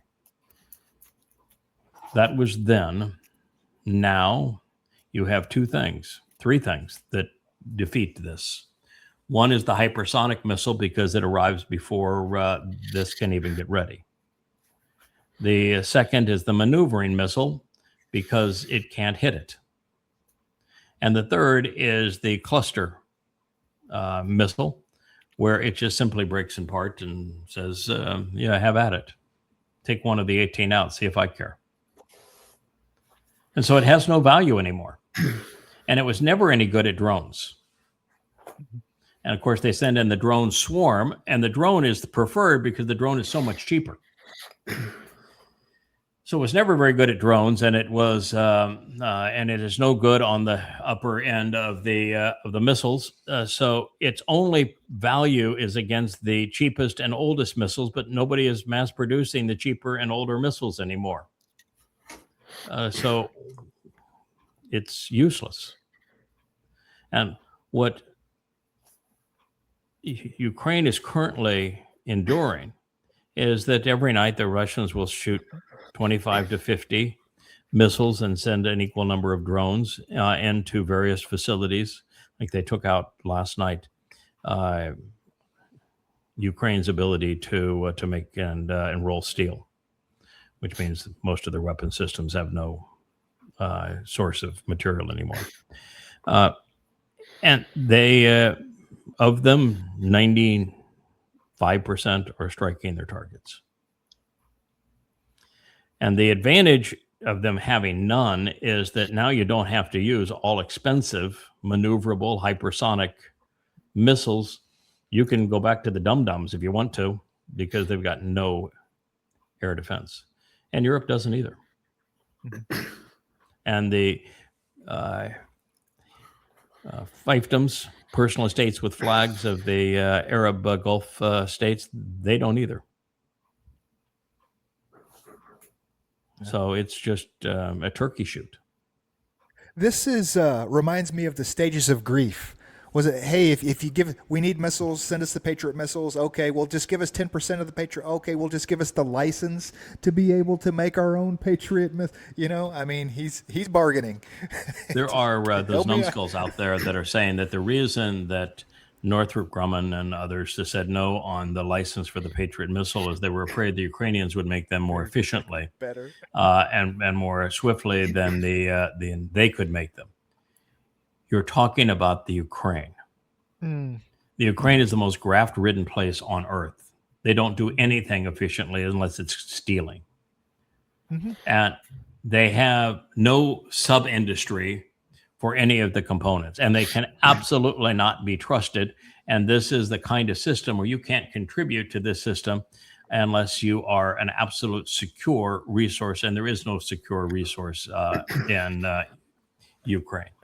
They can't think it through, and they want to parrot that lie. It's an obvious lie, and they say it over and over again. It's the greed of Raytheon that's keeping the poor little Ukrainians from being able to defend themselves. Right. No. That is a boondoggle. That is a system that no longer has any value. It's already 20 been plus years old. It's America didn't keep up, and America, in its infinite stupidity, continues to think that if I make something even more sophisticated, it will be better. And what it hasn't learned is the lesson that it should have learned in war games a long time ago, which is that when America put its latest generation fighter against the latest generation Russian or Chinese fighter, they were all giddy in how they had they would win more times than they would lose. Say, see, technology prevails. And the idiot will say, yeah, wow, technology prevails. Until you realize that next generation American fighter cost 50 times more than the other counterpart. Or that you could have 50 very good fighters for every one of the very fancy fighters. Or that the very fancy fighters spend 20 times more in maintenance than they do in combat. And so when they ran the scenario again and said, okay, give us the same amount of dollars and we'll marshal X number of cheaper, less sophisticated, more reliable fighters against your one fighter, dollar for dollar. And every scenario, the fancy weapon is annihilated all the time, every time. And so this is America's thing. We go from the Patriot to the THAAD. Now, Patriots are a Patriot battery like this is into the billions of dollars. Well, the THAAD makes that look like a bargain. And so we just up the ante in sophistication, but the THAAD's no better at it than the Patriot is. And so it's America saying, we're going to take the clunker of the B-52 from the Vietnam War era, and we're going to put new engines on it, new radar on it, and boy, then we'll have a really swell enhancement. No. Pouring more money into making things more sophisticated just makes them less reliable and more expensive, and you bankrupt your country, and you can't afford the basics, like feeding your sailors, like toilet paper. Well, this idea that drone warfare was some kind of big surprise to anyone happening in Ukraine is such crap, because I can remember watching videos of the jihadis years ago tying mortar rounds to DJI commercial grade, like buy them at Walmart drones, and flying them over American troops and dropping mortar rounds on them, and then playing the videos, right, free online for people to see this happening. And then the next thing was, well, we'll just jam those drones, right? We have the anti-drone signal jamming warfare, and then fiber optics come out. And now we got a problem, people. The fiber optic drones keep me up at night. The photo navigation through maps comes out. And then they have all sorts of evading mechanisms where they change frequency. So the drones will go out on a frequency, and every fraction of a second they change frequency, so you can't jam the frequency because it's always changing frequency. Yeah. Drones are cheap. They're effective. There is no defense system that really works against them. And so long as America continues to make expensive aircraft carriers and THAADs and Patriots and F-35s and Israel continues to follow in that suit, you're destined to lose, because that's the past. It's countries like America and Israel are always prepared to fight the last war. Yeah, they could. America might even be able to win the Vietnam War now. No, probably not. We had aircraft carriers in and still lost. The only reason I could see Zelensky wanting those things is he's already got some black market orders for them, or he's going to repurpose them and use them against ground targets. Oh yeah, he could use them beautifully as revenue to sell to the Gulf states. Yeah. Look at those bloodshot eyes. Cocaine. Bargaining. I'm telling you, he's looking for a way out. Oh, he doesn't. No, he doesn't have a way out. The only out for him is death. They'll kill him, and should. Oh yeah. They'll kill him. Ukrainians are going to kill him. Russians. Ukraine, yes.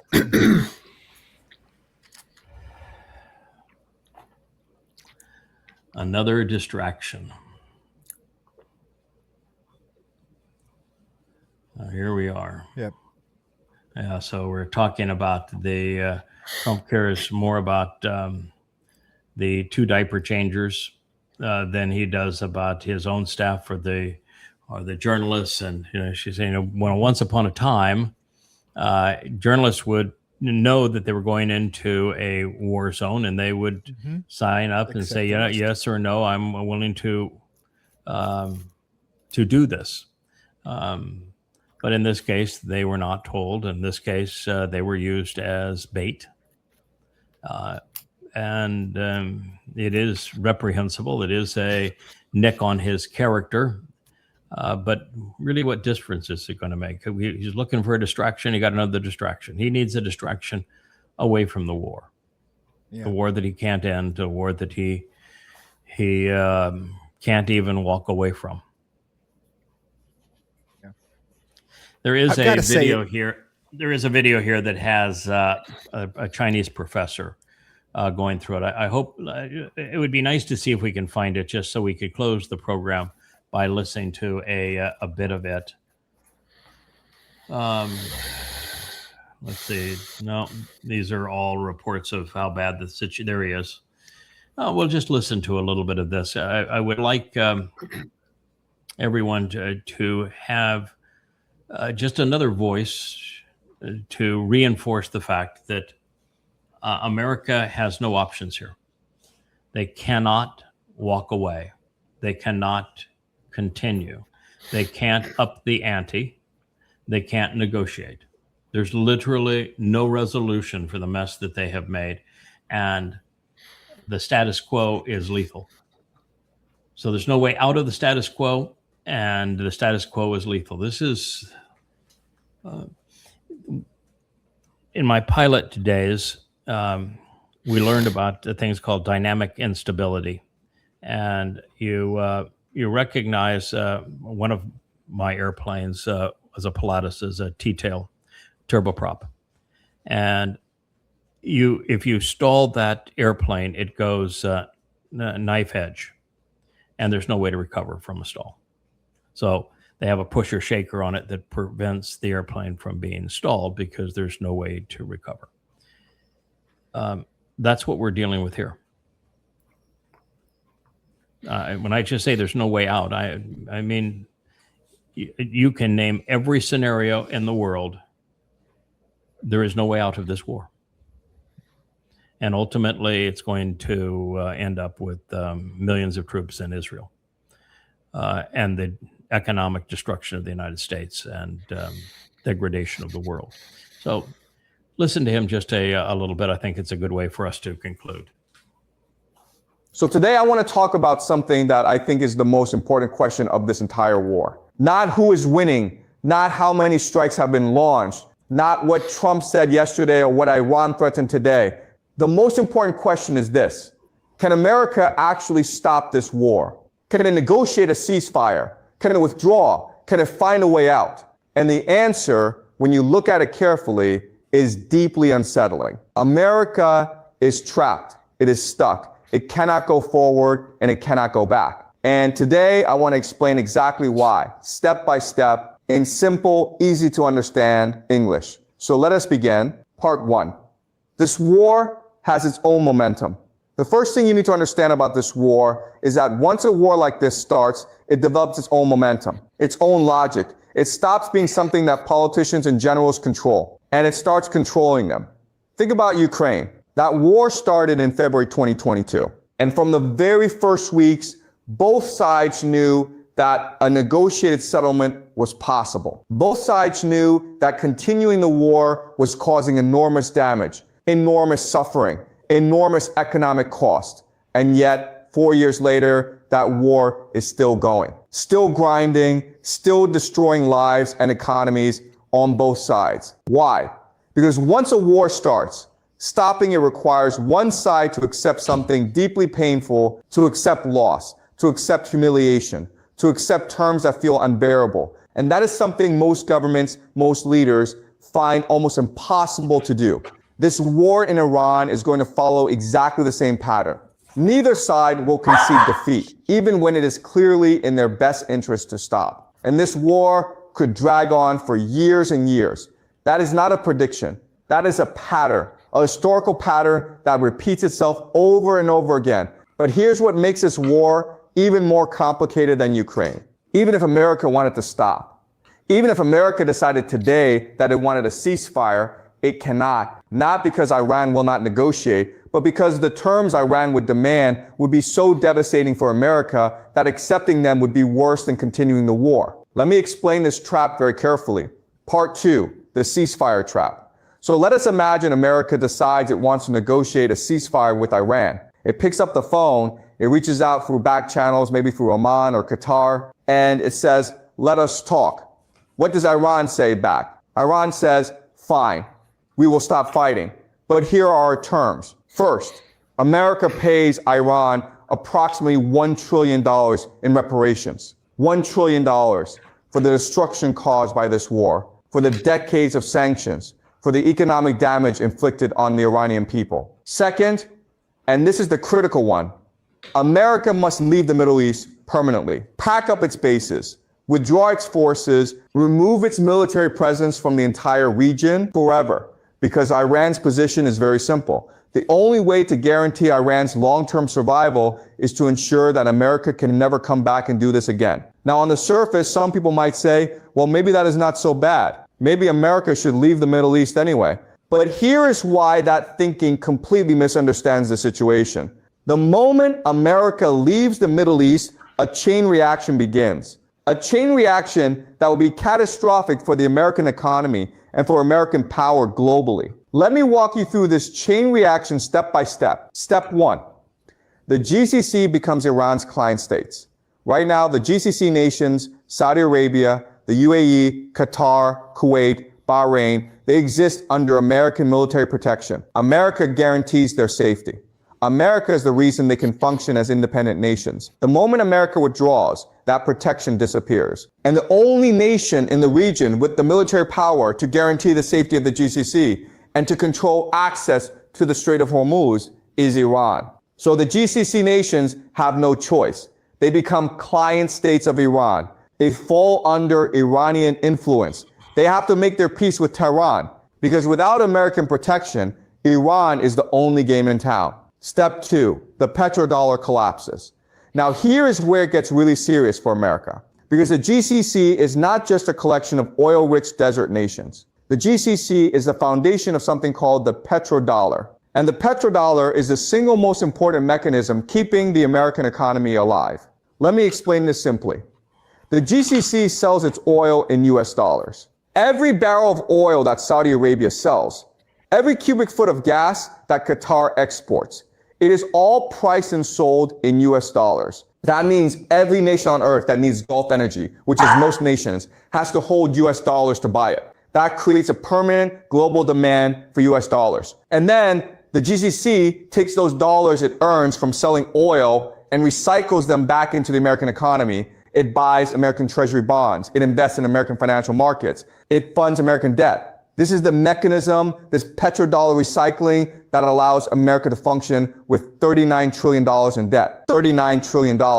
The American economy is essentially a Ponzi scheme. It relies on foreign nations continuously buying US dollars and US debt to keep functioning. And the petrodollar is the engine that drives that entire system. Now, the moment the GCC falls under Iranian influence, what happens to the petrodollar?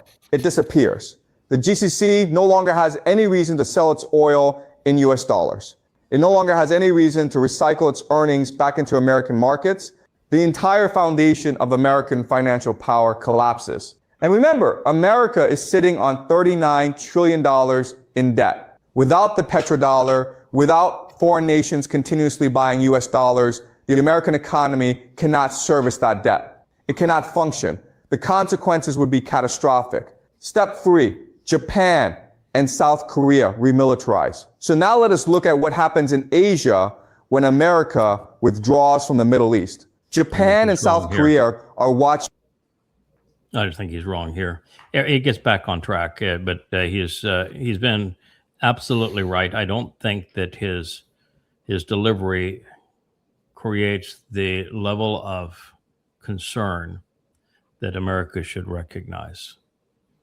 That America saying, well, then we're just going to leave, literally assures the imminent and total collapse of America economically. And America is nothing without its economy. It will destroy the dollar. It will destroy the reserve currency status of America. America can't finance anything. Can't pay any government employee. Can't fund its military. Can't do anything. Can't pay for socialized medicine. Can't pay for Social Security. Can't fund its debt. Bankrupt. Total collapse of the United States is what is now absolutely imminent because there is no way to end this war. And America can no longer and has not provided the security services that went along with the petrodollar scheme. And Iran is now the hegemon of the region, and they're not just going to have influence. Their first influence is going to be, you can't sell oil or gas in dollars and exit the Gulf of Hormuz. You want to go through the Strait of Hormuz, you sell in yuan. That's what they're going to do. And so it's over at that point. So when he goes and talks about Japan militarizing and Korea militarizing, Japan's not going to militarize. They have no money. They're broke. Mm-hmm. And there are not enough Japanese now to make a difference. Japan's part of history, not part of the future. And South Korea has more problems than it can deal with just with North Korea. They're not looking for a fight with China. And neither of those countries want to fight with China. They would get creamed, and they know it. So this Japan and South Korea is a bunch of nonsense. But you don't even need to go to the next point because America is no more. Now, he'll talk about, well, why not up the ante and invade? But that's the trap. 500 becomes 500,000 troops, and America doesn't have 500,000 troops. And to occupy Iran, it would take millions and millions of troops and a willingness to have 500,000 of them die. That's the kind of number you should be looking at. For what? And even then, it wouldn't solve anything. So there is no escalation that's going to work. You invade and you have World War III. You invade or you nuke them and you definitely have World War III. So you can't escalate. You can't continue the way you are because you're out of munitions and it hasn't worked and it's been counterproductive. You can't walk away because you abandon the petrodollar system. You can't afford to stay. You can't afford to go. And what he is saying here with the land invasion is just the opposite, which is that America has these supercomputers that it games every war scenario. That's the reason why I keep on saying that the only survivor of a war with China and when they game war games against China is the boomer. And if the boomer is deployed, it's the end of the world. So there is no survivable scenario with the U.S. military in China. Well, every time they play a war game with Iran, with an invasion, America gets creamed. There is no solution that will work. And it just makes everything worse. So you can't negotiate because they're not willing to negotiate. This idea, sure, we'll talk, and these are our terms. We already tried that, and they're not going back to that. Mm-hmm. So there is no negotiated solution. There's no winning the war. You can't even lose the war. They won't let you lose the war. And walking away is the destruction of your economy and the dollar. What Trump did here is assures the imminent and complete destruction of the United States of America. And there's almost no one that's talking about it in those terms. Mm-hmm. And when you are that injured and sick rabid animal that's lashing out at the end, as you described,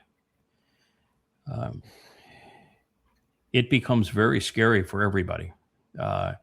And really, really horrible things happen very quickly. And that's the stage we're at now. It's a sick, wounded animal lashing out at everybody, pooping in his pants. I mean, this is really horrible. And everyone's going to be distracted on this, that, and the other thing until the Ponzi scheme of the U.S. economy collapses. And it's all a Ponzi scheme. It's all based upon religious belief. And there's no viability to it anymore. I mean, it's literally over. I can't tell you if that's going to be in 6 months, 1 year, 2 years, or 3 years. But I can tell you within the next 5, America's done. That should be the number one story, shouldn't it? Mm-hmm. Not all the little distractions. That is the story we're at. Is the imminent, certain implosion of the United States as a result of the stupidity of Satan. No way out. He played Russian roulette with every chamber of the gun loaded. And rather than pointing it at his own head, he pointed it at America's. Mm-hmm. That's what just happened. So stop it with the bobblehead girl. Stop it with the ballroom, with the reflecting pool, with Iceland, with our Greenland, with robbing Venezuela, with the catering cart caper. This is the reality of our situation. Now, the reason it is so desperate beyond all of this is that our mission is not to protect America. Our mission is to protect Israel, at least a remnant. And Israel's going to be betrayed in this very shortly. And the betrayal of Israel is going to cost millions of Jewish lives. And it's inevitable too. And ultimately, the prophets have said there'll be millions of Iranians that march into Israel to rape and plunder Jews. That's how serious it is that we're up against. So, there are times when I get a little heated and frustrated over what people are saying and doing, but that's what we're up against. This is a deadly situation. Mm-hmm. But other than his little distraction here and the fact that he just passed over, oh, by the way, America is done, and then he went on to Japan rearming as if that was of concern. America is done. There is no Japan. America is done. There is no South Korea. It's too interwoven. America's done. Don't go to the next point of your little trap. It's over. Oh, the wounded animal. I mean, people talk about Cuba, viably being the next distraction target, whatever. Cuba, heck, Canada should be worried. Mexico should be worried. What happens in 6 months, 8 months because of the collapse of the United when States? Americans are we'll hungry? take Canada and Mexico down. That is correct. Uh-huh. And I think we also need to get beyond the distraction game. You were correct when Trump managed to get Republicans to authorize Blanche to be the Attorney General. There is no need for distraction on the Epstein files anymore. The Epstein files are a non-event. And so the issue now is strictly the Iran war and the consequence of that in terms of its devastation of America. And what most people are unaware of is that, and he doesn't mention here, but it's that China and Russia don't want this to happen. Mm-hmm. They don't want America to implode. I had slides here that we may have slipped over, or there may be from older we just never got to, that shows China's holding of U.S. Treasury bonds. And then it shows China's increased position in gold. China still holds twice as many dollars in U.S. Treasury bonds, even though it has cut its position by 50%. It still holds twice as much in Treasury bonds as it does gold. The collapse of America would be deeply, deeply painful for China. And it would even be deeply painful for Russia, and it does no business with America other than it sells it uranium and other kinds of things like that, potassium. But no, America going down destroys Europe, Australia, Japan, Korea. And it may not devastate China, but it will have a very, very depressing effect on China. They want America to decline in power slowly, not rapidly. And what Trump is doing and this Iran war is rapid.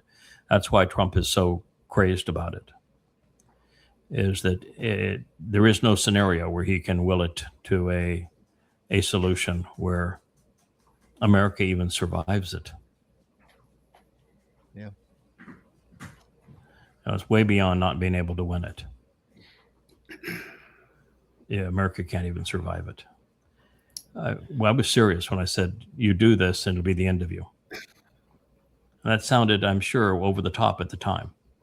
And may even sound over the top now, because most people are so caught up in what's called the normalcy syndrome, where they can't imagine that tomorrow can be that different than today. But it will be. Until you can't find toilet paper, and then it's, oh no, right? Oh no. Yeah, it's going to be radically different each day going forward. And America is over. There is no way out. There are lose-lose games. And when the consequence is the world's economy and the United States of America, that's frightening. And understand, too, that the nature of what happens when a wounded animal is embarrassed and they're this psychotic, this egomaniacal, and their decisions have destroyed the country. And there's no hiding from the fact that the country is gone economically. What does a psychopath do on the way out when they're embarrassed like this? No, take everybody. They will try to take as many other people down with them as possible. How do you do that today? You push the button on the nuclear bombs. And I'm quite convinced we don't have enough good men in the military to stop him. Yeah. You know, when you read volume 29 of the arrival of the NACAR, it says that he's going to arrive in conditions that are very similar to Sodom and Gomorrah. And then as a result of that, there will be a rain of fire and brimstone, which is a nuclear holocaust. So we're going to do our best to warn people that and we will ultimately save the planet, but barely. That sounds like a little over the top doom and gloom, Roger. Or what'd you think about the professor's talk? Well, he knows his stuff, and he's right. He's right there with it. You're right. It's all headed to one place, and we can't stop it. It's going to happen. All you can do is prepare for it by going to yahowah.com. That's the bottom line. Yeah, that's the bottom line. Yep, and we're not asking anything for you. Everything there's free. The books will even talk to you. The vlogs. You don't have to listen to me. You can listen to the family page. You can learn whatever you need to know, exactly where we are, where we're going, and how you can get off this blue marble alive. And you can join us. But boy, you're going to have to get your act together now if you're going to do that. And you're going to have to be really serious about it. So that was a sober way to end the program. What do you think there, Kevin? Would you agree with his assessment? Do you think he's over the top? This guy? No, I absolutely. We know that on 2030, what the conditions are like. We know who the players are when they step into Jerusalem, right? Prophets have told us all these things. So yes. This isn't over the top at all. I'm surprised it's taking so long. Yes. That's what surprises me more than anything else is it's taking so long that it just feels. Look at the timeline too on that presentation. The United States of America is destroyed. He's 6 minutes and 34 seconds into a 19-minute, 49-second presentation. All to tell you, point number 5 is there's no way out. No way out. Yeah. There's no soft landing that everybody would rather have. He's painted us into a corner where. This is the Hindenburg. Yeah. This is the Hindenburg. This is the Titanic. And the difference is on the Titanic, there were enough lifeboats to save, 20% of the passengers. That's not going to be the case this time. No. It's more like the Hindenburg, where there'll be 2 or 3 souls that jump and survive out of billions. There is no way out apart from yahowah.com. So, Roger, thank you. Thank you for your continued shows. I like Roger's. I like your deep dive. I just think it's a wonderful presentations, consistent, better, deep, meaningful, credible. It's a pleasure to be able to do it. Really. Yeah, definitely. And boy, you're surrounded by lots of people that are really good people doing the right thing too. Boy, we can see the size and the quality and the depth of this family is more than what any of us anticipated. I think that's got to be your response too, isn't it, Kevin? Seeing all this up close. Oh yeah, it was out of nowhere. 2 new episodes of a program I'd never even. Hey, how do I get these on the family page? Show up in my email. I'm like, well, fantastic. Yes. Let's get going. Let's get this thing. Wow. I was like, I like that. Yeah, I have somebody that's heading a program that's from the UK, and he is very articulate. The mark at the bottom of the screen, Watsy, I had seen and heard in other programs. I don't think I've ever talked to him personally, but I know him. And here he is leading a program on where he's totally dialed in. Let's go. Absolutely. Wow. This is so much more impressive than I had thought. Really gratifying. So there is good news among the bad. Although this Professor Zhang doesn't have that answer, we do. There is a way out. Listen, learn, live. Listen, learn, and live. All right, everyone. We'll talk later this afternoon when we go to the 34th Mizmor. There'll be a lesson there for sure. Good day. Hey there, thanks for tuning in. That was Fetch. Gotta run now. Catch y'all on our next podcast.